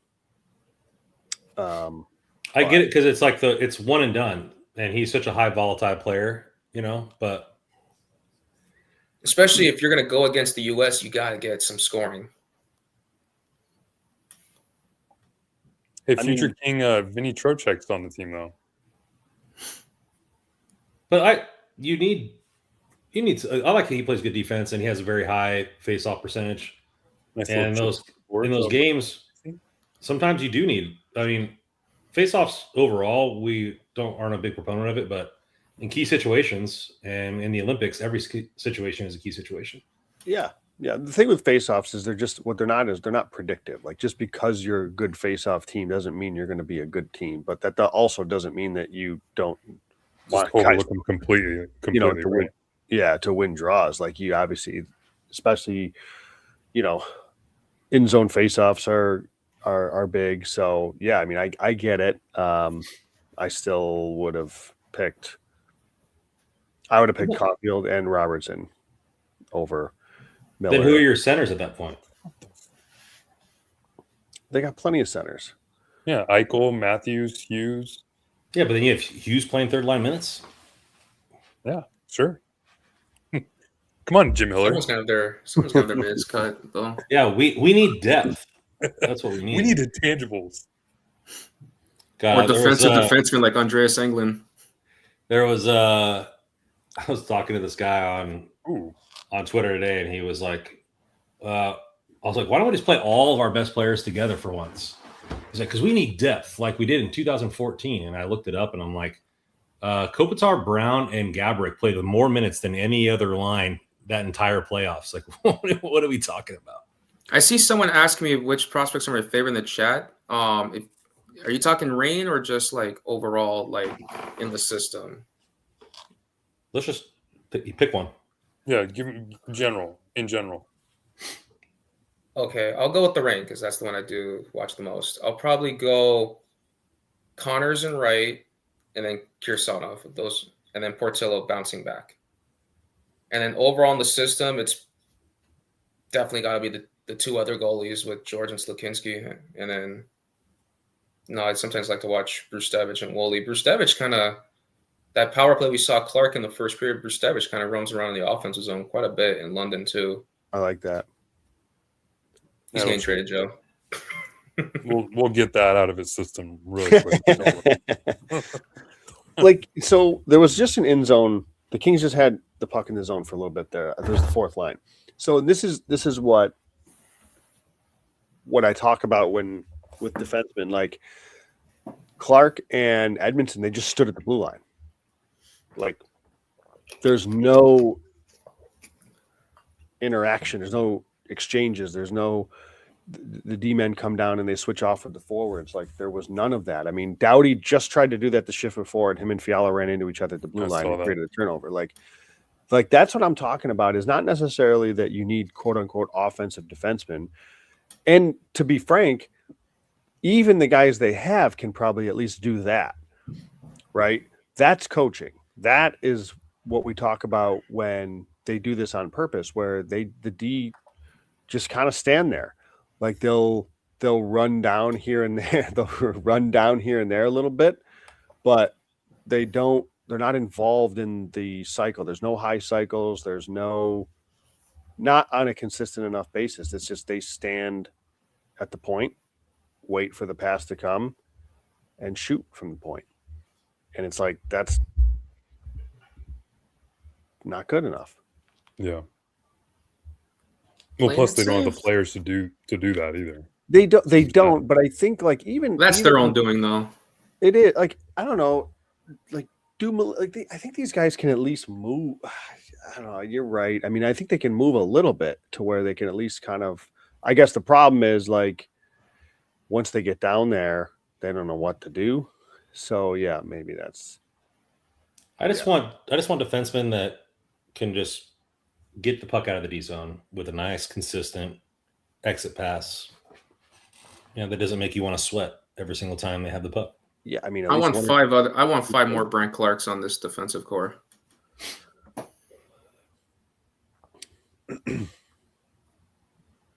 There's an interesting name that the PDO cast brought up that Colorado might not be able to hold on to is Girard. Yeah. Well, listen, I'm done going down that road. Okay. I'm with you. Like, yeah, he's right up my alley in terms of a D-man, but he ain't up LA's alley. So, Joe, I loved your little your like stream of consciousness yesterday. Like, in like real time, you were like realizing like they're not going to get a D-man with each passing post.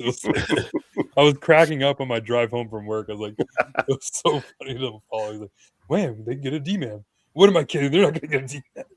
Well, because again, and blame the Bannerman. They put it in my ear that We like, love the Bannerman, by the way. Yeah. This is all in jest, but like they said, the Holland thing and the D-men thing. Like, remember, he was going after Rasmus Anderson. He's not they might not have been totally his call. So they make a deal like Panarin. I'm like, you know what? Maybe they're right. Like maybe he's gonna pull off a move and find a way to upgrade the D. And so then my wheels start spinning. And then I'm like, why am I thinking this? And then sure enough, like 8 minutes later, like, yeah, we're not upgrading the D. So seems like there's been a lot more odd man rushes going the other way. They've been kind of jumping into plays a little bit more tonight. Now, well, when you're down 4, then you kind of have to. Yeah, exactly. It's kind of a given. Thanks, Dave Young. Yeah. Hit Let's that get like those button. likes going. Hit that like button. Appreciate it, Dave. Another power play. You know what? I'm just going to get it straight. I'm just going to be straight fun with it because I don't want to be depressing. My team's traded for a superstar, an actual superstar for one time. And the trade was in our favor. So, you can't really be mad at that. The team is better. Yeah. Yes, they are better. Yeah.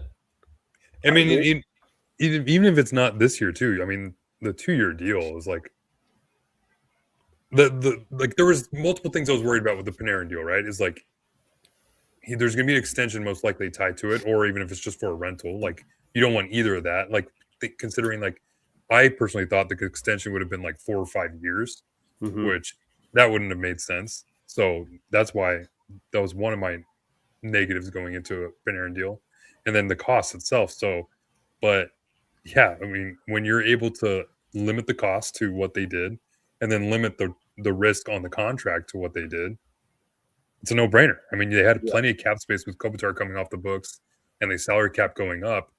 When you can add a player like Panarin for $11 million at only 2 more years, it's like, yeah, sure. Like, use the salary cap money that you got to do it. So, And he chose to come here. Didn't he turn down some other teams too, as well? Yeah. The story that I've heard now from a couple of people is that his agent got permission to talk to teams and see what the extension was going to be like.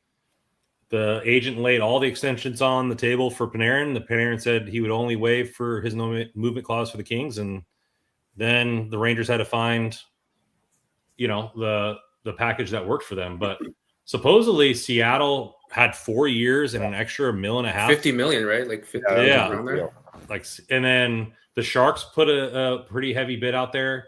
So, like, not only did the Kings get a superstar, they kept one away from 2 in division opponents in Seattle and San Jose.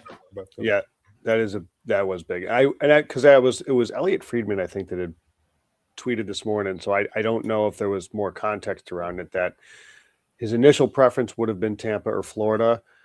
No state text. They couldn't or wouldn't do it. And then he was with San Jose and Anaheim again, couldn't or wouldn't. Then LA, he just kind of fell into LA's lap. I thought he would have been a good fit in Anaheim. Me too. Well, especially if New York tried to get Will Smith from them. Like, that's ridiculous. I don't understand if that's true. That. Like, what are we doing here? Because you just got Greentree and a third from LA. How is there that big of a gap in what you're looking for? How do you? I understand the original ask. Didn't they ask for Ryan Leonard too? Yeah, from Washington, at least reportedly. Like, Michael Misa was just drafted. Like, they could have went with a guy like that that's not on the actual roster for San Jose, I think if you're San Jose or Anaheim, and if he genuinely would have gone there, you got to be a little like, holy crap! Like, this doesn't. They wouldn't have mortgaged the future for that. It wouldn't have sped up the rebuild so much to where it becomes detrimental. But hey, good for LA. I will say this though. It's important the Kings got a star player. especially when you play in the city with the Lakers and Dodgers, who are known for attracting those stars. You can't go without getting one, especially if you want to win it. In their eyes, if they want to win a championship. Yeah. I mean, Because you got the Dodgers just signing any possible free agent that they can find, and then you got, the Lakers with LeBron, Luka, and then obviously Kobe and Shaq back in the day and then you had Showtime Lakers, and the Kings. Hey, we got Joel Armia. Hey, we got Warren Fogle. We got Cody Cece, Joel Edmondson. Like, you have the Galaxy with David Beckham. Yeah, right? Like back in the day. Him too, and Landon Donovan. Yeah, I mean, it's definitely nice to see them do that. Even the Clippers have Kawhi when they got Kawhi Leonard as well. I saw a funny post that was like, well, after the Panarin trade, it's like, this is what happens when you sign superstars like Cody Cece. Other superstars want to come play for you. That's good.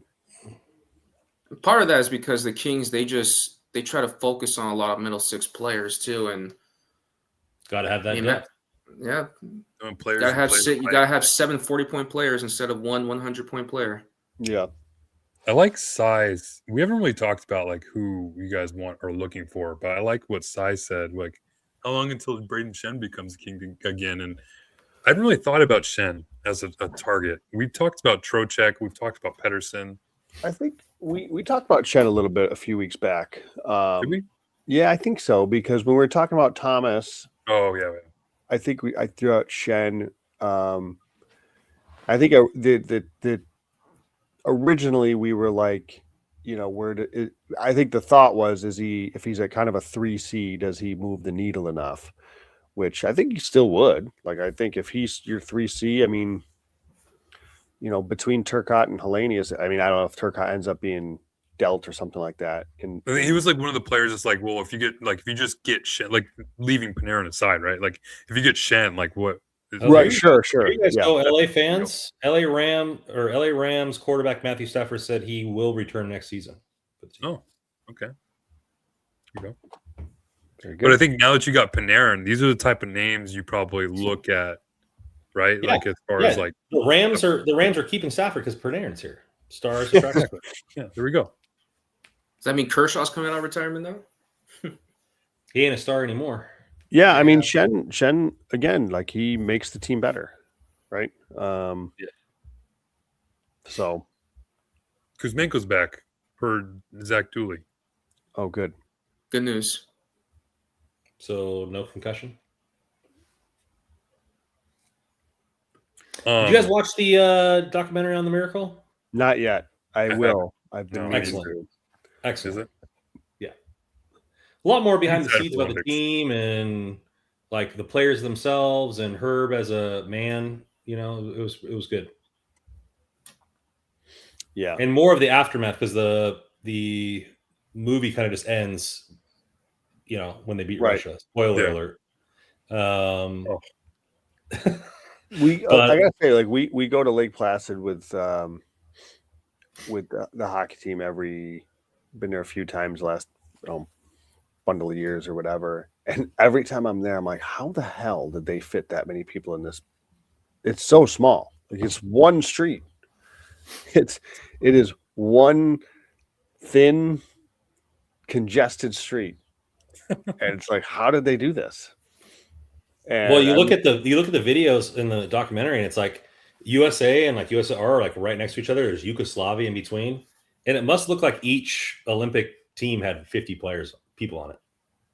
Like, yeah, there must have been just like one skier, and like one getting one bus to navigate through that town that we're on. Like, I'm like, how did they? This is crazy. And it's funny that so I listened to Jack O'Callahan was on Chicklets. And he was in Lake Placid somewhat recently, and they asked him for the documentary, right? Because that's where the documentary was filmed. I don't remember. Maybe I don't remember what it was for. But he said that he's like, you could go to Lake Placid. It's like they say it looks exactly the same. He goes, it probably looks exactly the same as it did in 1932. He's like, it's the same. Like I can't. It's just such a small little town. Kuz's face. Jesus. Took a beating. Good for him. Jesus. Oof. He's going to need these couple weeks off. Yo, man, for real. Perfect timing. Yeah, What other sports besides hockey? I like curling. All the a lot of the skiing and snowboarding sports. Yep. And I'm kind of interested in mountaineering this year. I think it's what it's called. It's where like they put those socks on their skis and they go uphill and then they run up them like the hill and then they ski down. It's like almost like an Ironman, but on skis. It seems pretty interesting. Okay. Yeah, I love curling. There's something about it that's just so soothing to watch.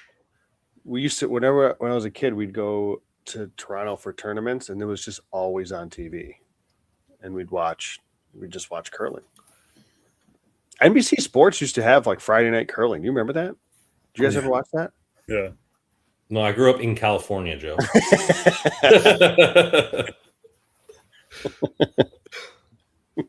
That was on OLN. I love it though. It's good. I always like skiing. I always like the downhill. Yeah, bobsleds. Scott says the bobsleds. Oh yeah, bobsleds is the best. Cool. Jamaica has a bobsled team for the first time since Cool Runnings. One of the best movies. Do they really? Is that a thing? Yeah. Cool. I should watch Cool Runnings again. I love that movie. Oh, it's classic. It's such a good movie. Absolutely classic. Stanka, you dead? Yeah, man. Ugh, such a great movie. Oh, that's a classic. Kyle, you've seen Cool Runnings, right? Nope.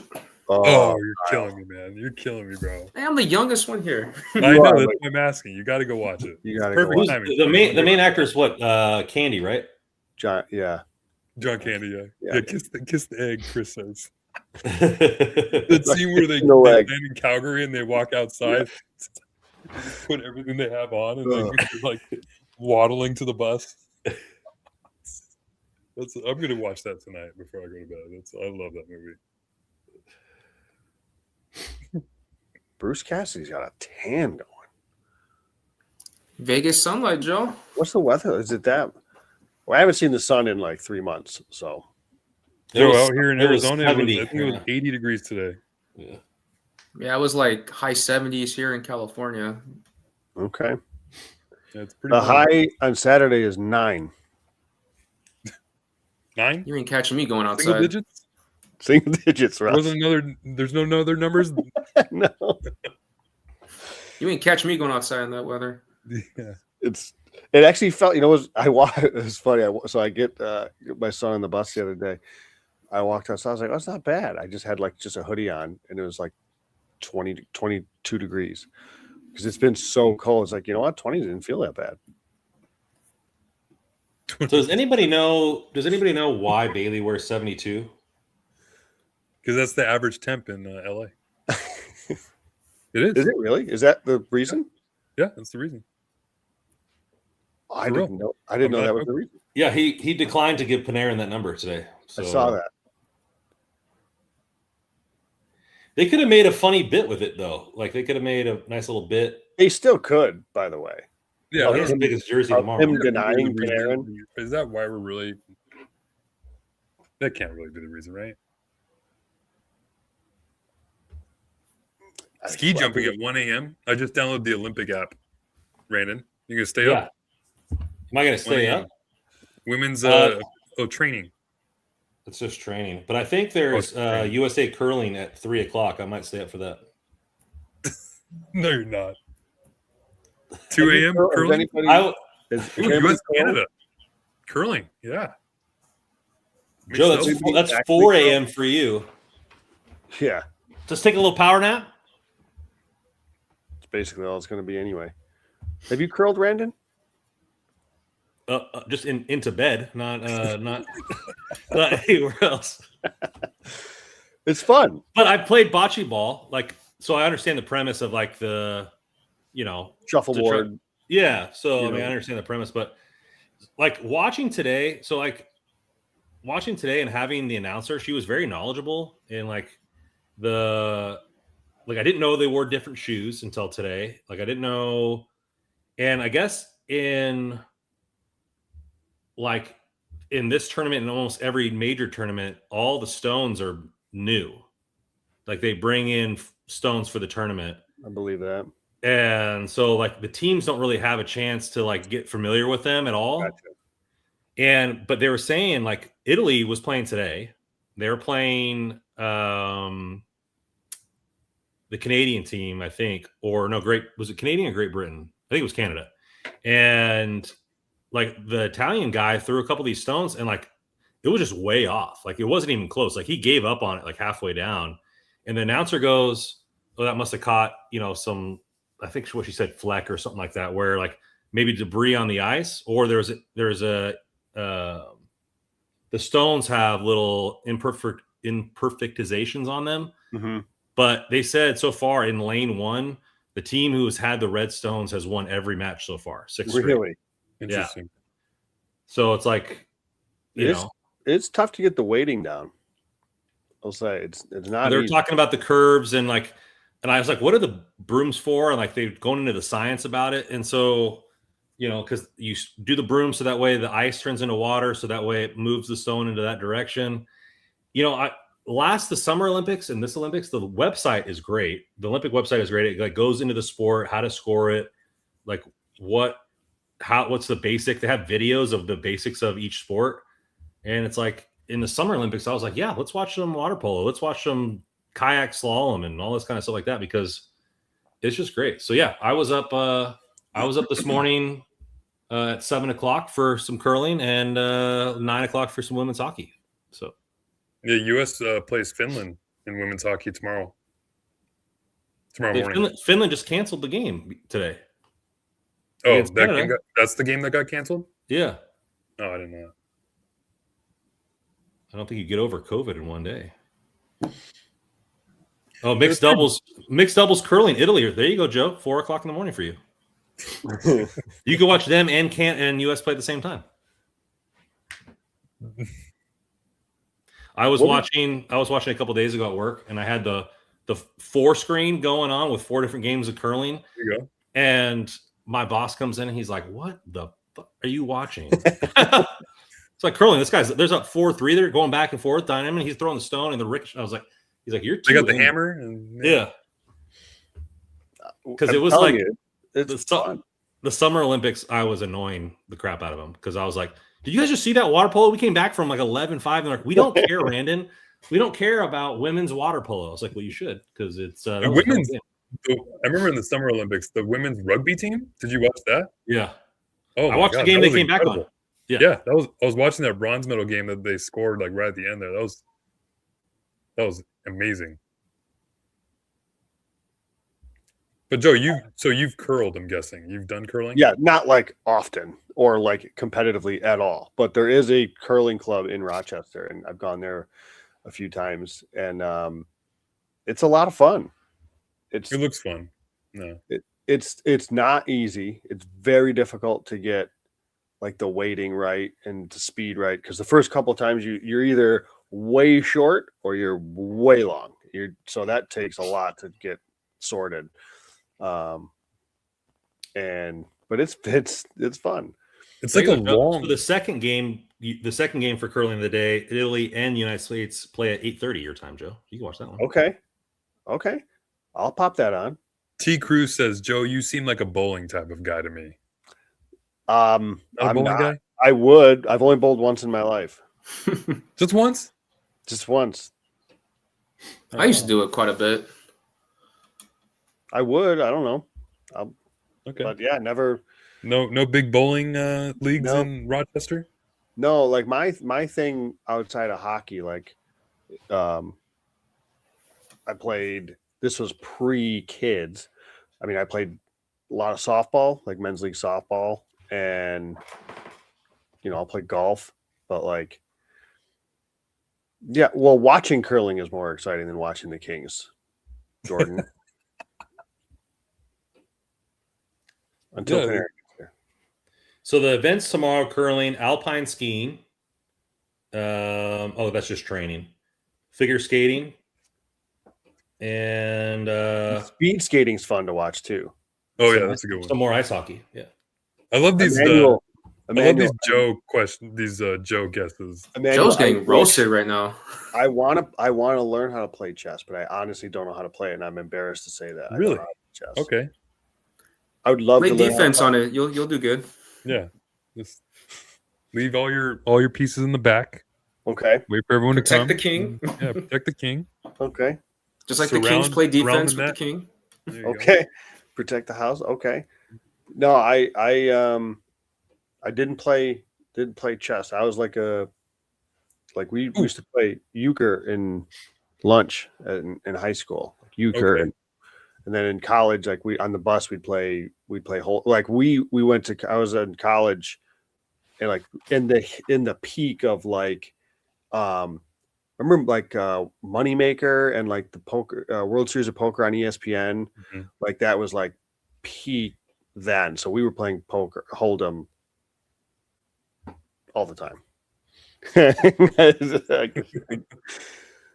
Maybe I won't like chess then.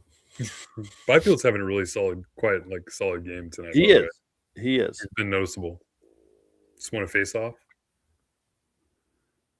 Doughty's trolling around. Doughty Clark as a pair. Okay. Let's see what goes on here. I saw that the other day. I saw that yesterday a little bit too. I've noticed that third man has been coming down into the zone a lot more with them being down by 3. They need a goal here. It would be nice to get into the third down 2. That's for sure. 34 one-goal games. The Kings are – I'm watching on the Vegas broadcast. They're showing this graphic.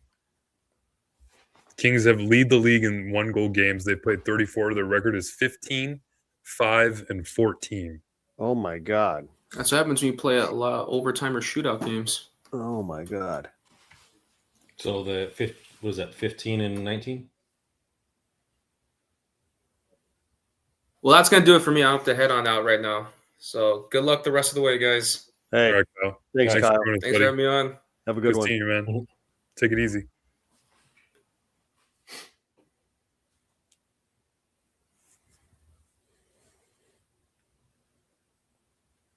The other thing that we're sort of not forgetting, but haven't really talked about, but like big move, but obviously to get Panarin, but I imagine Vegas and Edmonton, they're going to do something. I'm sure Seattle will add something, even if it's on the margins. San Jose made the deal for Kiefer Sherwood. We'll see if Anaheim adds. So like the Kings made their move, which could end up being the biggest of the bunch. But these other teams I would imagine are going to be busy too. All right, this is big right here. Power play to end the period. Kings needed one here. Yeah, Wait, what you got on? Toronto doesn't miss 93 at all. What?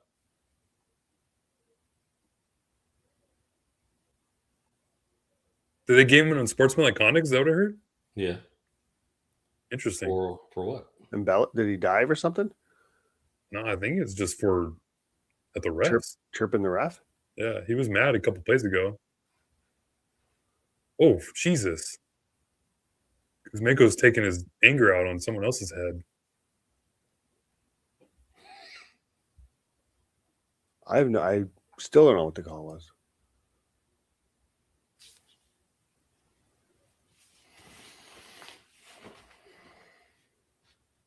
Where does Panarin play for New York? On the half wall? I think he's right where that on the left. Where Kuzmenko's at, right? Yeah. On the left circle. Oh.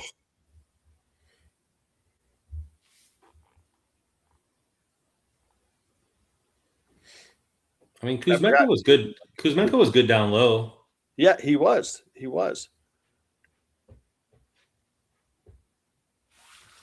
Could you go with what is Kuzmenko down low, Panarin on the button, Clark up top, and then Fiala and Kempe? I mean, Russ, you're concerned about the center. Look at the current unit, man. Why don't they could just do this? I mean, Perry he can win a faceoff. Well, so I guess in that example, though, yeah, Perry. I would move Perry to the second unit, Kuzmenko down low. And then you really have nobody. Well, can Kempe take a draw? No? Yeah, who cares? Who cares about face-offs? I mean, you're outnumbering them anyway.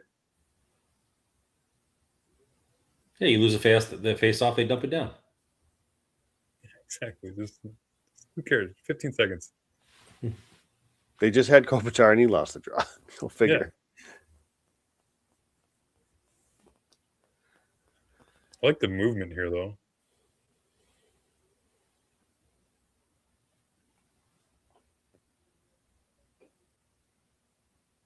Oh, Fiala, what was that? Oh, Clark, you're killing me, man.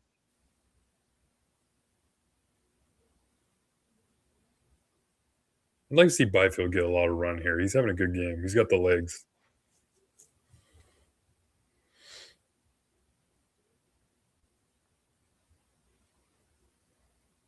Oh, nice. Another nice move.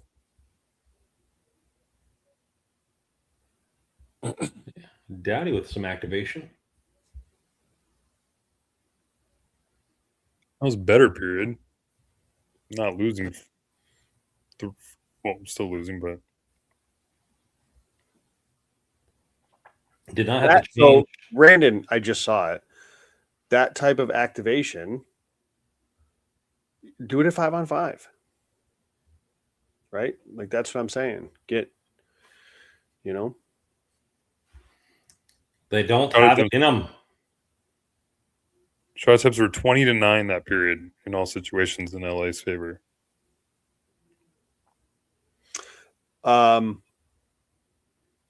Yeah, like they're going to shoot. Don't ever listen to anybody tell you the Kings don't have a shot mentality, because that's all they do is have a shot mentality.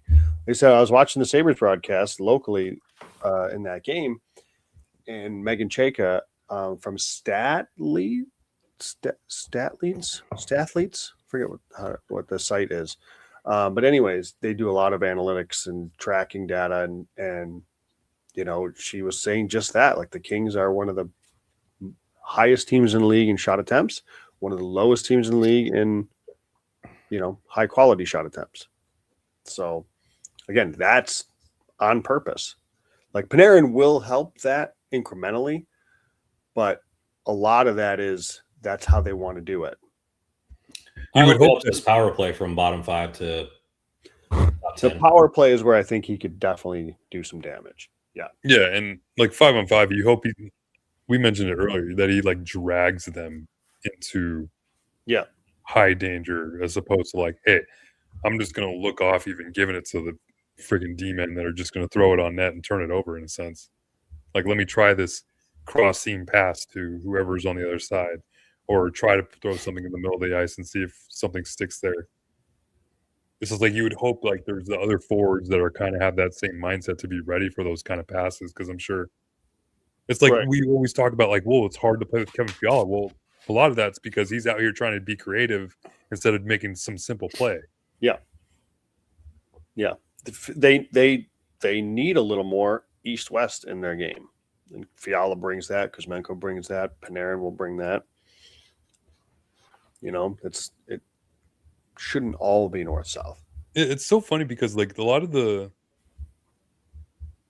we talk about like a lot of these bottom 6 guys, they have a lot of skill. I mean, there's a ton of skill in the forward group now. Yeah. When you have players like Kuzmenko, Fiala, Panarin now, Kempe, like those wingers. I forget who I was listening to earlier, but they said like when you have those 4 like wingers now, and not to mention like Corey Perry and other players that are playing well. Yeah, if you can get Laferriere back on the wing, Yoel Armia's having to solve. I mean, Trevor Moore has been a 30-goal scorer in his day. Like he's got some skill to his game too. It's like the wingers are pretty solid. Like the forward group overall is pretty solid. Like if you can get a decent centerman, just give me something on the back end, right? That one other like guy on the left side that can just be out there when the tough, like when you need to find some offense. Braden Shen fits that 2-year mold. He's a UFA in 2028. Brandon, okay, so I was hoping we get to this kind of conversation, but like before we even hopped on here, you you said they just need to go all in on Elias Pettersson, right? Yeah. I feel like that's got to be the mindset because I'm with you, right? Like that's like we can talk about trying to trade for a Braden Shen or a Charlie Coyle or a Nazem Kadri, but I feel like you're still have to give up assets to get those players. You're giving up any assets that you have left because I mean the prospect cupboard was bare as it was.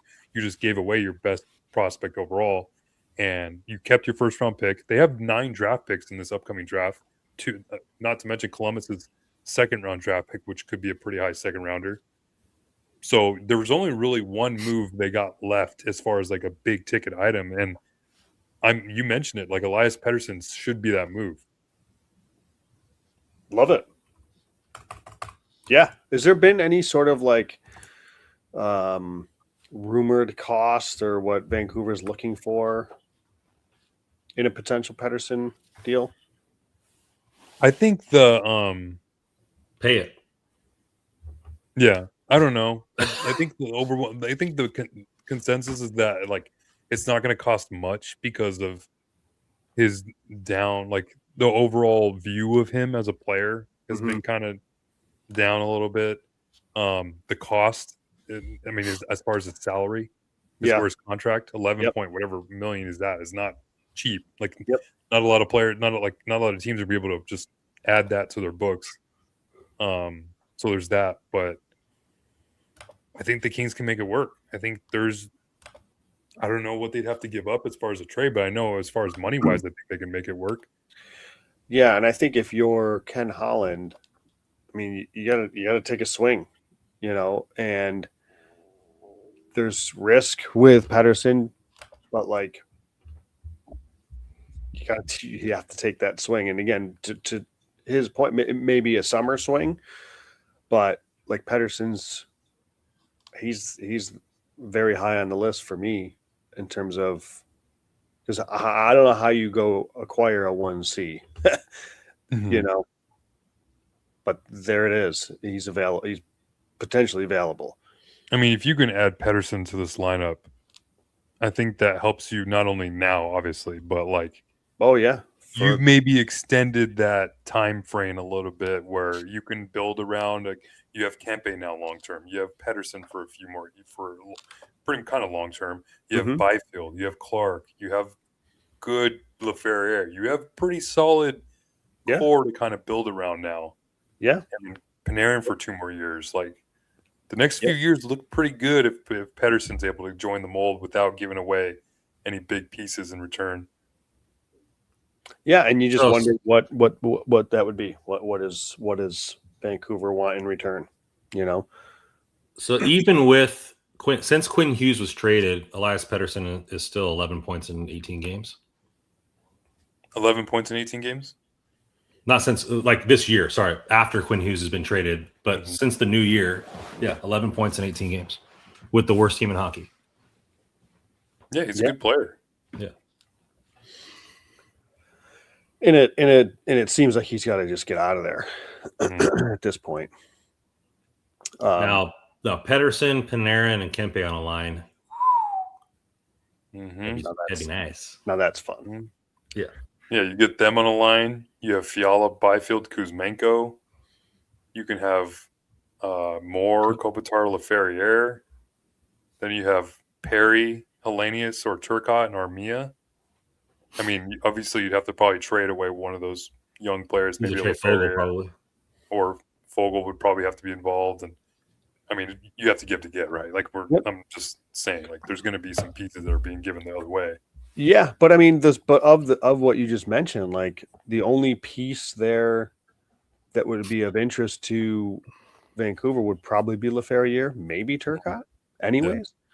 Yeah. But and those are Vancouver easy. wants to tear it down. So that's what I mean. So like they're like young Hunter and a 1, like like probably looking at multiple ones or like at least a 1 futures. and Columbus's second as well. And like I don't know. There could be. I don't know. Does Pettersson have a no move clause? Like maybe he has his hands on where he wants to go in it. But now that you bring a star in, other people want to play with stars. You don't think Elias Pettersson would want to play with Kempe, the guy that he's probably going to play with in the Olympics? Contract. I'll look it up. Pedersen's got a no move clause. He does. Full no move clause. Yeah, who knows? I'm sure Vancouver wants Pedersen to go crazy at the Olympics. Yeah, seriously. They need to prop up that trade value as much as they can. Because Kadri's got a contract, right? He's got multiple years. He's got like 2 or 3 more years at least. Mm-hmm.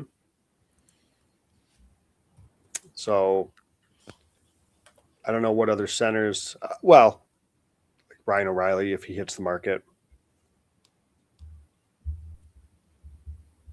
Kadri's got 3 more years left after this year. I wouldn't mind, like, I don't know how much this moves the needle, but I still wouldn't mind Trocheck. You already got Panarin.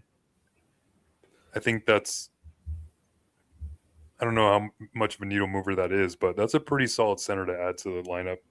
He is, but he's got a few years left, right? He's under contract for a bit. He's got 2 more years left at 5.5.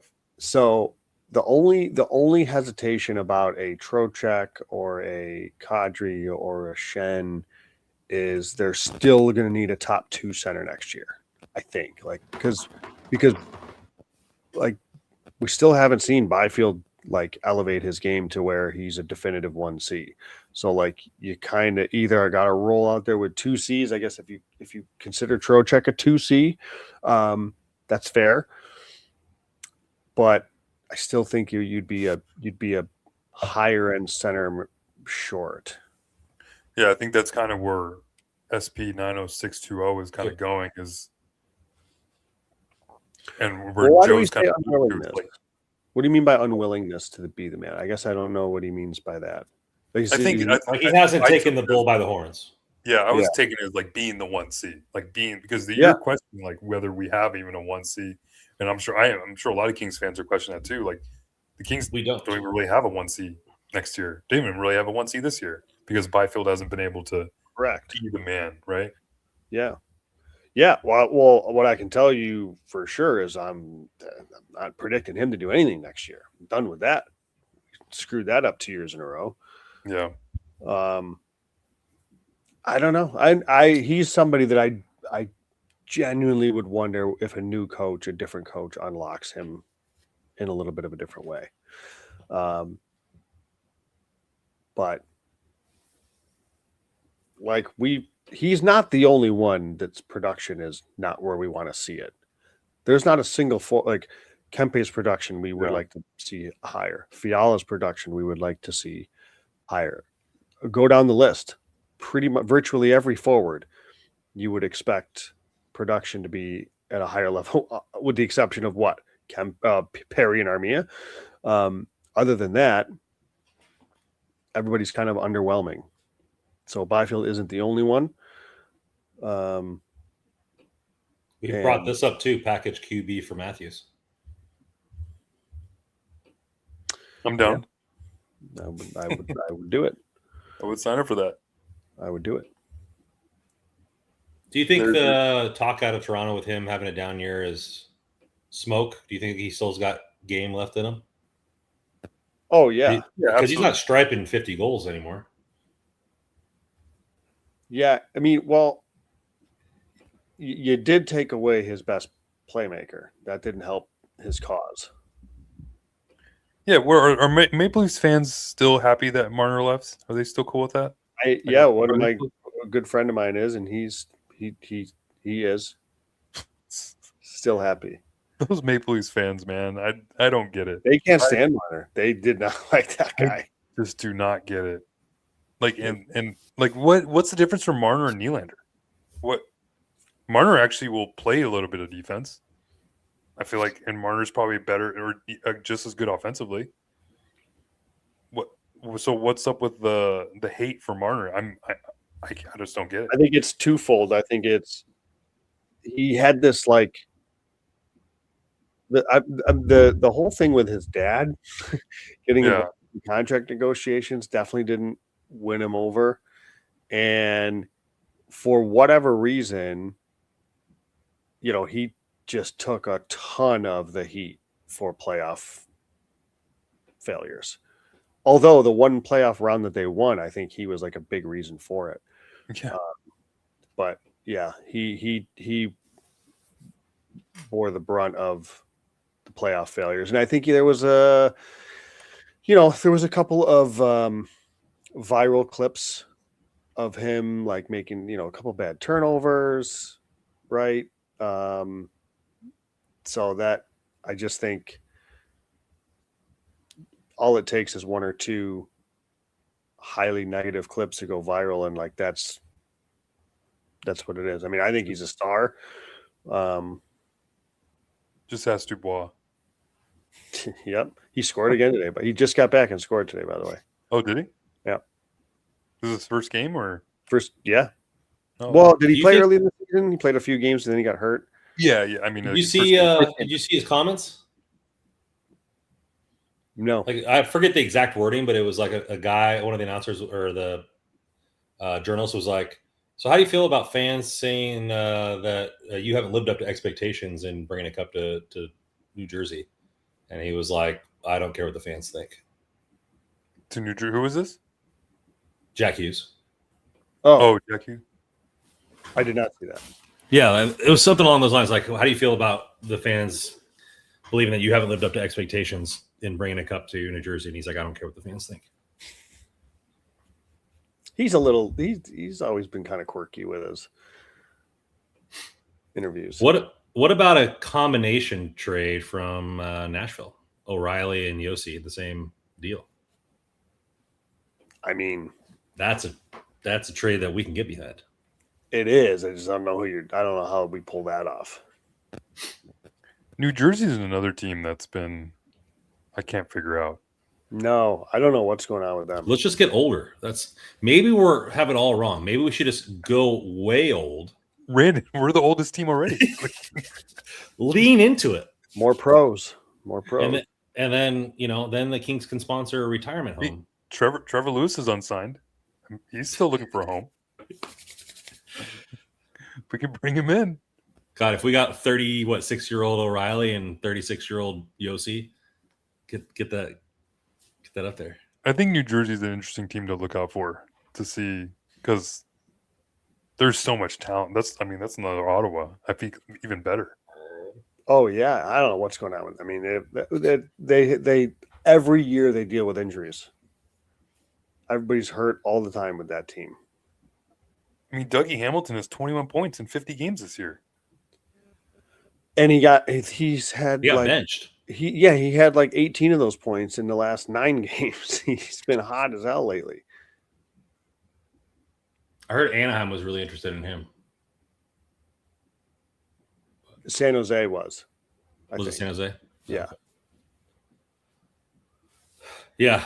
The Timo Meier fall off should be studied. Do you think he got too injury riddled? Like, wasn't he injured all the time in San Jose? Yeah, he's got 28 points in 51 games too. Meier. Yeah, he's battled injuries.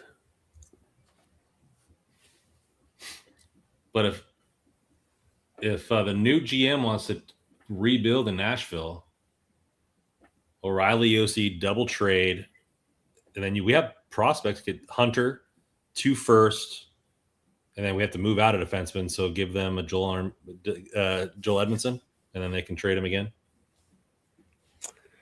I think that's wishful thinking. I mean, I'm here for it, but hey, we just got Panarin. Anything is possible. That's true. Just got Panarin on the cheap. Yeah. Now we have all these prospects we can still give up. I hope Holland just goes, you know what? I'm old. Who cares? Let's just do it. Let's empty the cupboard.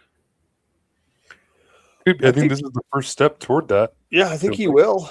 Whether again it's the deadline or whether it's the summer, I think he will.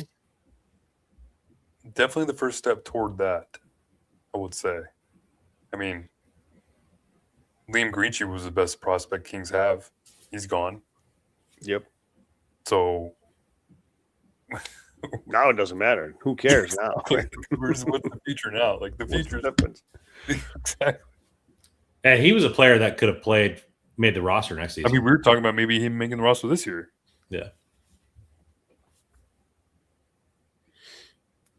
But yeah, you just go full Vegas at this point. Just screw it. What was it at that point where like Vegas, like their first 5 first-round picks no longer play for the organization? Mm-hmm. They just traded them away right after they drafted them. Yeah. They don't keep anybody. All right, let's see if we can get something together here in this third. Because my thing is like, okay, I was like retool, let's go, and you can make a lot of moves in the summertime. Now, a rebuild, tearing it down to the studs you're gonna be 5 to 7 years before you can compete again. They'll just go all in anyways. Who cares? Be like the NBA, right? Those guys are like trading first round picks in 32 and whatever. Like, who cares? I definitely wonder if one of these goalie prospects gets moved. They should. They can't all 4 make the roster. That's true.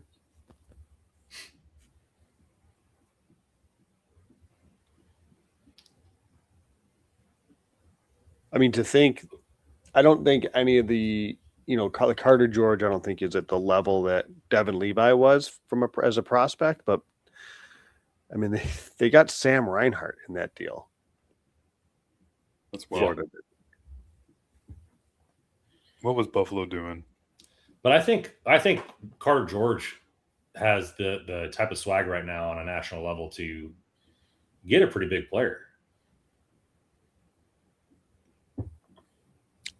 Maybe, pair him George in a first, right? Because I think I mean, yeah,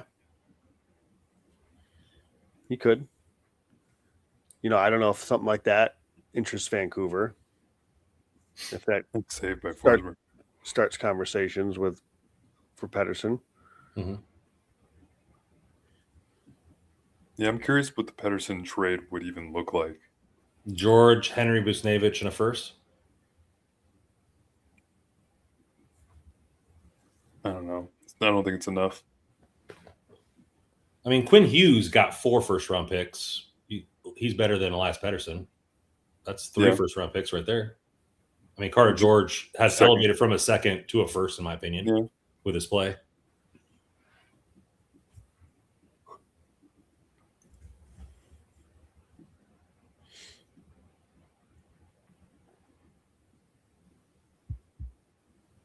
Is this the year that Father Time has finally got Anze Kopitar? Certainly looks like it. Well, mind you, he's coming off injury, so that's what old people do. They get injured.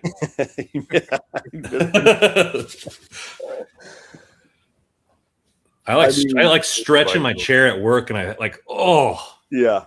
This is one of Byfield's better games I've seen him play. He needs to get one here.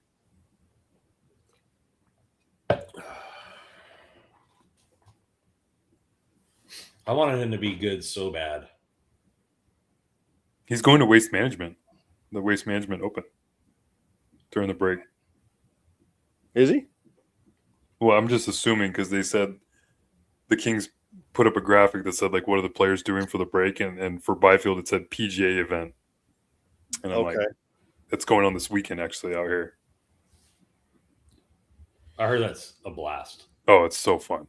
It's. I haven't gone. That's the crazy one, right? Yeah. Yeah. Music's blaring, people can drink and stuff. Yeah. They literally built a stadium around, like a legitimate stadium around the 16th hole. It's unreal.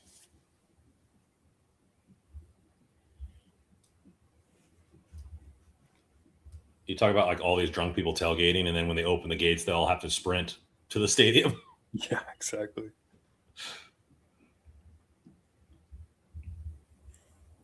I mean, speaking of Nashville, they're 1 point behind LA. Yeah, they're rebuilding. I mean, are they? Well, they need to find a new GM. They may not be like big buyers, but they may not be big sellers. Isn't that a weird kind of thing for Trotz to step down midseason? Like something happened, or is he just no longer have the will to do it? He might just not be into it. Yeah, like they have. If this score holds, Nashville's 1 point behind LA, and San Jose is 2. There's at least some separation now. Like Chicago's, they're out of it. So there's now 3 teams out of the playoffs: LA, Nashville, San Jose, that are right there in that mix. I don't think the Kings play San Jose anymore. Really? That's kind of weird. A few games left with Vancouver and Calgary. They come out of the break with Vegas again, I think. Oh my God, Vegas, Edmonton, bang, bang, back to back to start off the break. Hell yeah. Not really a chance for Panarin to find a line mate, huh? Yeah, those are pretty big games.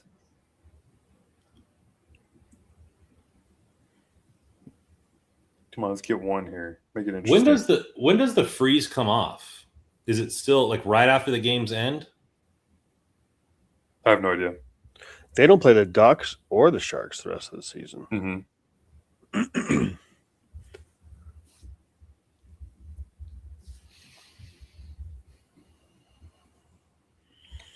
Yeah, luckily, though, a few games left, I think, against Calgary and Vancouver. Yes, they do. So that'll be nice. Hopefully they have. And they play Seattle. They play Utah. The Kings usually wrap up their season with a lot of home games too. So the trade freeze is February 22nd, Randon. So yeah, pretty much right after at midnight. The Olympics. And then there's a week and a half for the deadline. no, Kuzmenko's done for the night. That's not good. Well, 3 weeks. Yeah, I'm sure he'll be back after. He's got time. I think we all need a break. We all need a break from Kings hockey. No, throw me into that sweet curling.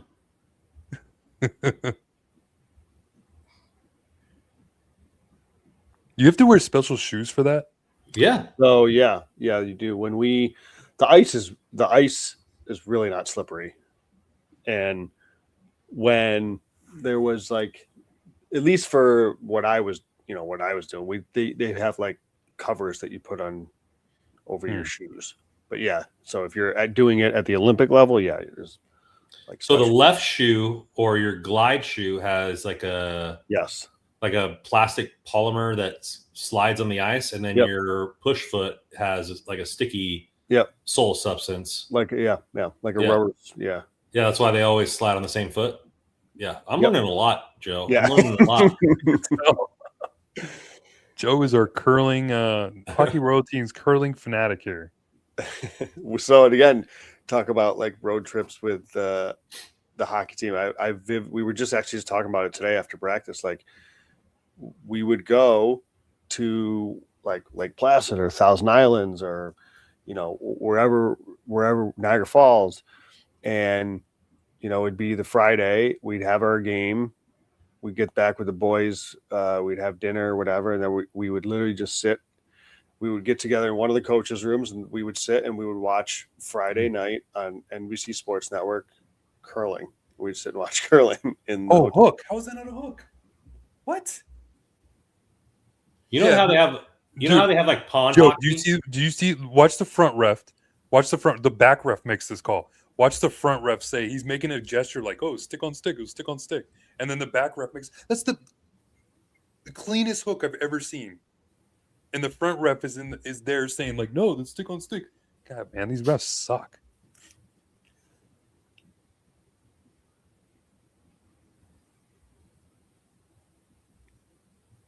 I'm watching the Vegas broadcast. So I don't know. Yeah, no, I see that. And I just saw the front ref do the stick on stick. So they called the hook?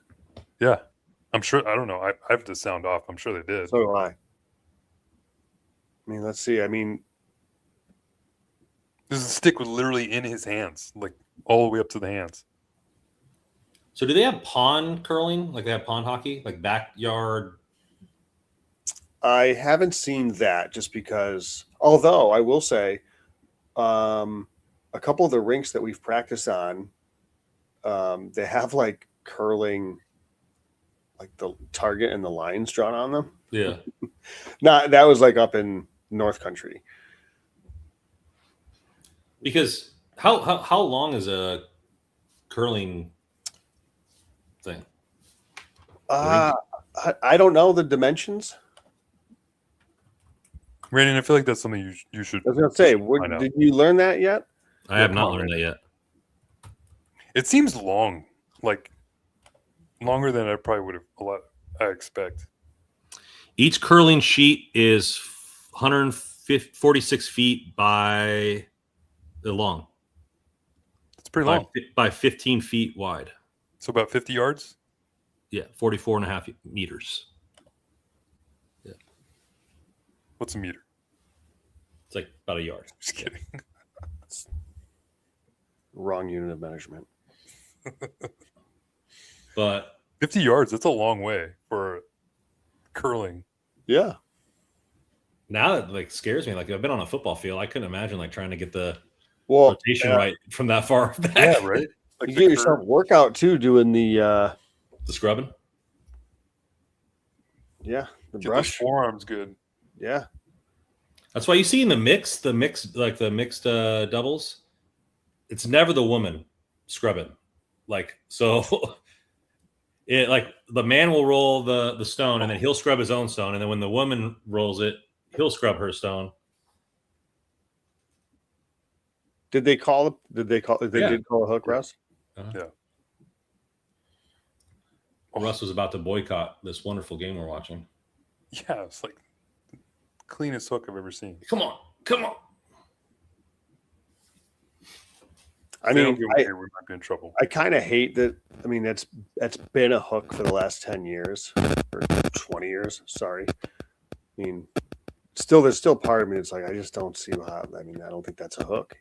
Mostly, they did get the stick and it rode up to the hands for a minute, but like, it was barely even a tug. It was much more of a lift. It's just always been sticking hands. But That's all these it is. days, but it's automatic. Yeah, it's No, I automatic. know. Yep. Yeah, Yep. you could 9 times out of 10 a stick lift is going to get into the hands just by the motion, right? I think, yeah. I think yesterday, was it Kempe or Byfield? Somebody, it didn't look like much, but the stick was in the midsection. It's just, you're just asking for a penalty. Mm-hmm.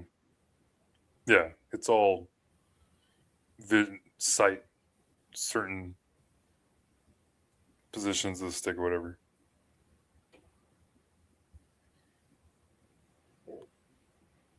Maybe that down low ref had the under. Oh, yeah. Easy now, Joe. Those betting accusations are pretty big. That's true. Oh, that's not a good pass. Oops. That's an Yeah, oopsie. Byfield's having a really good game. That's another nice entry there. It is incredible how far ahead you guys are. If we can build off this. What is your clock? 11:34. You're 20 seconds ahead of me. I'm 11:25. Oh my God. You want the lotto numbers? Yeah.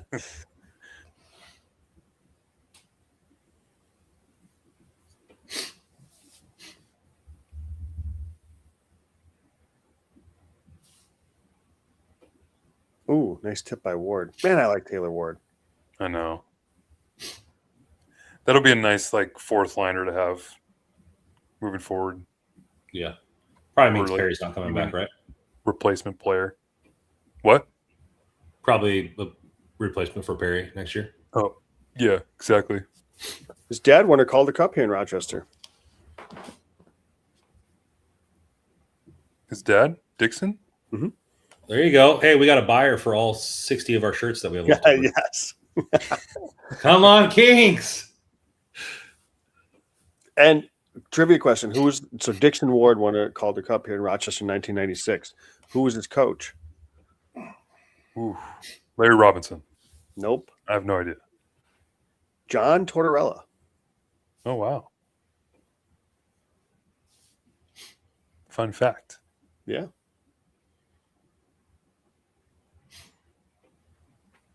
He's out of a job. He is. Oh, Hellenius that was quite the whiff. I was waiting for you to see that. Swing and a miss. I know. I mean, Edmonton has a lot of bad games, but this one's up there. Edmondson? Yeah. Yeah. Like right after the Hellenius whiff, it just I don't know what it was, let alone the debacle that was the first period. Has Tortorella ever won a cup? Yes, Yep. Tampa Bay. Tampa. Yeah. Tampa Bay, they beat Calgary. I was such a big Calgary fan that series, that whole playoff run. Yeah, that was a fun playoff series. Yeah, yeah. Would he move the needle for you as a coach, or do you think he's done? He would not move the needle for me as a coach. He would definitely move some needles, but Yeah, yes. I'm Needle- very interested to see what Holland decides to do, if we assume Jim Hiller's not back next year. Very curious to see what direction he goes Ooh. there. Brian Dumoulin breaking some ankles.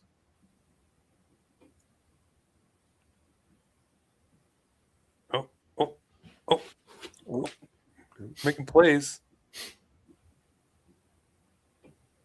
And no. All right, decent shift. I mean, just this. Okay, there you go. I just saw Dumoulin's play because, like, literally, just watch this shift. It is around, past the point, D to D, shot around, past the point, D to D. Then Dumoulin sort of tried to do something around. Now it's back to CC again. It's like it's all perfect. This is coaching. This Panarin's going to freak out when he gets it and he's on a shift like this. Because the player at the other end of the pass, the crossing pass, isn't going to be ready for it. He's gonna make a perfect saucer pass through three people, and the guy's not even going to be ready. He's Kopitar Kempe Byfield.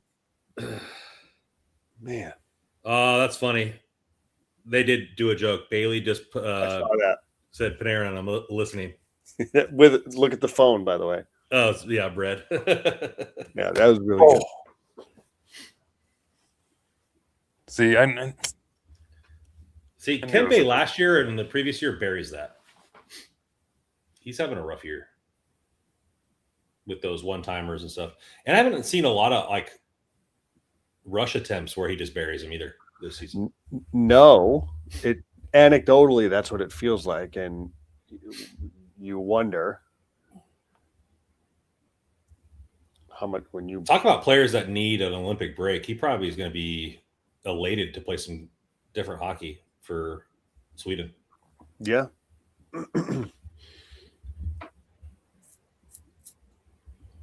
You think what? It's probably Pettersson, Nylander, and Kempe.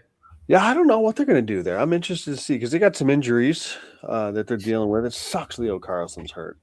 Kempe's been playing. He's played with Eriksson Ek a lot. Yeah. In international tournaments. So is Leo Carlson officially out? I think Yeah. so. I think See who they Johansson. brought as his. Yeah.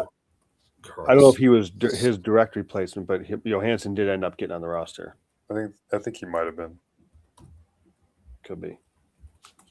I mean, this is how random is James Rodriguez going to Minnesota United? Do you guys know who James Rodriguez is? I thought he was going to Manchester United. It's Minnesota. What? It's Maybe I just coming to misread MLS. that and just like did my dyslexia. Just was just assuming Manchester and not Minnesota. He had a brief stint at Everton. It looks like Jonas Brodin won't make the roster either. I haven't been following my Chelsea Blues a lot. I watched their game the other day, but I'll say it is so much harder, like to I'll always follow it, check scores, and try to watch what I can. It is just tougher though, like with the kids now, because the games are like in the mornings, on Saturday mornings. But, like Saturday morning, this morning, I got my one son's got a game and my other son's got learn to skate or learn to play. He does a learn to play program. So like I'm at the rink from all morning. So I don't get a chance to see as much. Champions League's been humming along though. Yeah. The Champions League? I haven't watched nearly enough of that. I mean, I used to watch just feed me all of it. Yeah. But it's been a bit tougher lately. I'd like to see Everton find a way to sneak into Europe somewhere, but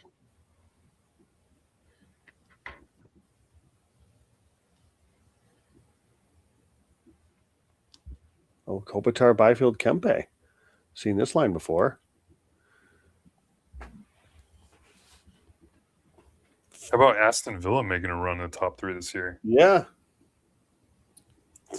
So practice opens on the 18th for all the players that aren't at the tournament. The championship game's the 22nd, and then NHL play starts back the 25th. So Panarin will have 7 days with the team, but his potential line mate in Kempe will be at the Olympics. It's crazy because they play Vegas, and Vegas has the most players at the Olympics out of any team. That could be a little bit of a benefit coming out of the break. Yeah.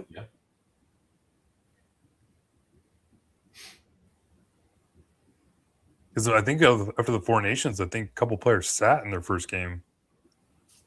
You might be right, actually.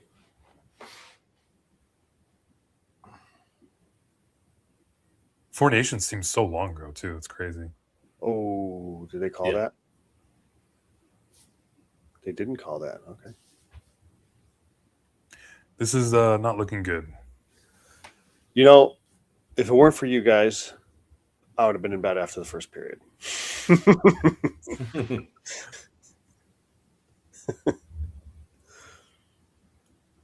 I'm glad Kyle came out. It's good to hear from Kyle. Yeah, I haven't seen him in a bit. And I swear, I think our record has been really good on the lives. Yeah. I think you're right. I think we've been undefeated. We might have been undefeated. That's the only reason I'm still on here, because I believe in the comeback. Okay. I'll stick it out.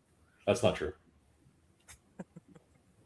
Put your money where your mouth is. I'm just waiting for one of you guys to say I'm done, so that way we can If 5 minutes, if nothing happens, we can call it. I'm cool with that. That'll be the next media timeout, under 6 minutes. How about that? I mean, I'm going to be up anyway, so it doesn't matter. You got a little soccer talk in the chat, though, at least. Yeah. There we go.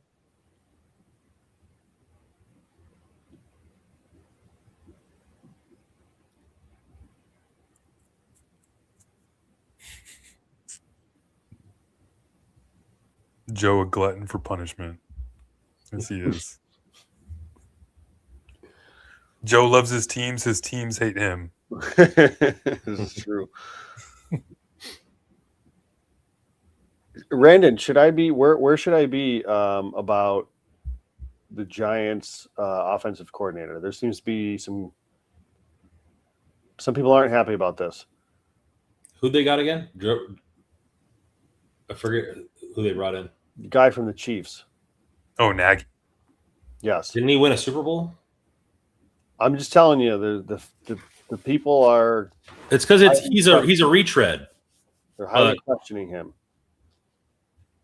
He's a retread. They wanted like a McDonald type guy, but McDaniel. You're right.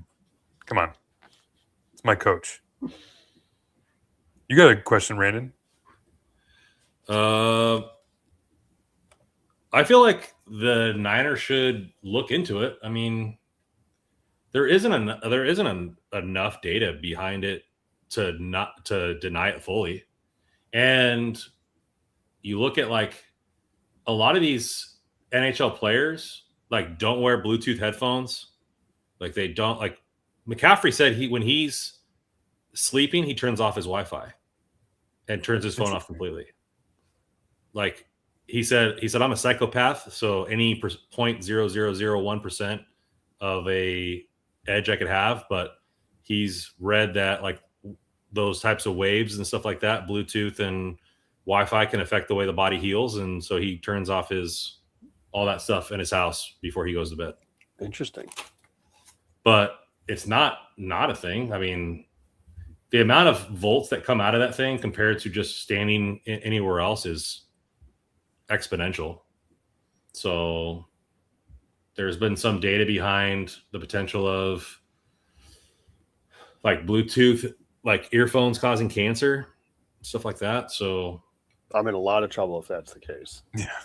But I'm wearing so, AirPods I mean, a lot. I don't want to say blow the electric thing down, but if you're the Niners, you got to put serious consideration because they're the number one injured team since they've moved there.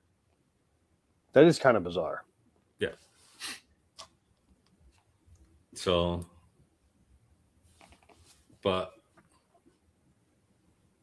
You guys got Super Bowl picks? Emmanuel, he said he started doing that this year and he won comeback player of the year. So there you go. Ooh. I mean, I want to root for the Patriots, but I want to bet. I want to bet the Patriots, but I feel like Seattle's gonna win. Like they're better. Brandon, I'm going for the Patriots, but Seattle's the better team. I'm going for Seattle. I'm done with the Patriots winning. Wouldn't it be wild that Sam Darnold wins a Super Bowl before Lamar Jackson and Josh Allen? That draft? Yeah, that's crazy. All right, guys, media timeout. Should we call it? Yeah, we can. When we're done by I like 3. their chances. Well, I think that'll do it for us. Follow all of our reports at hockeyroyalty.com. I know I'm going to be enjoying my Olympic break. Maybe we'll do a podcast about the Olympic coverage for hockey. We'll see. No promises. Maybe we'll just come back on here and talk curling for another 25 minutes. Who knows? But we don't have to watch any more of this Kings team for another 3 weeks until we get full pantry of bread in the house for us fans. Hey, Kings pulled off one of the bigger trades since I've been watching. It's probably since Marian Gaborik, you think? Probably the biggest trade since Gaborik as far as for a superstar? Yeah, Dubois. maybe. Just kidding. Yeah. Mid-season trade. Yeah. For So, plenty to be looking forward to. Hopefully they've had some more moves up their belts. But I'm excited for some Olympics. I'm excited for a little bit of a break. I'm excited that we got to talk to you guys tonight. And thank you guys for coming to the chat. Hit that like button on the way out. Appreciate you guys. Thanks for joining. And as always on this podcast, go Kings go.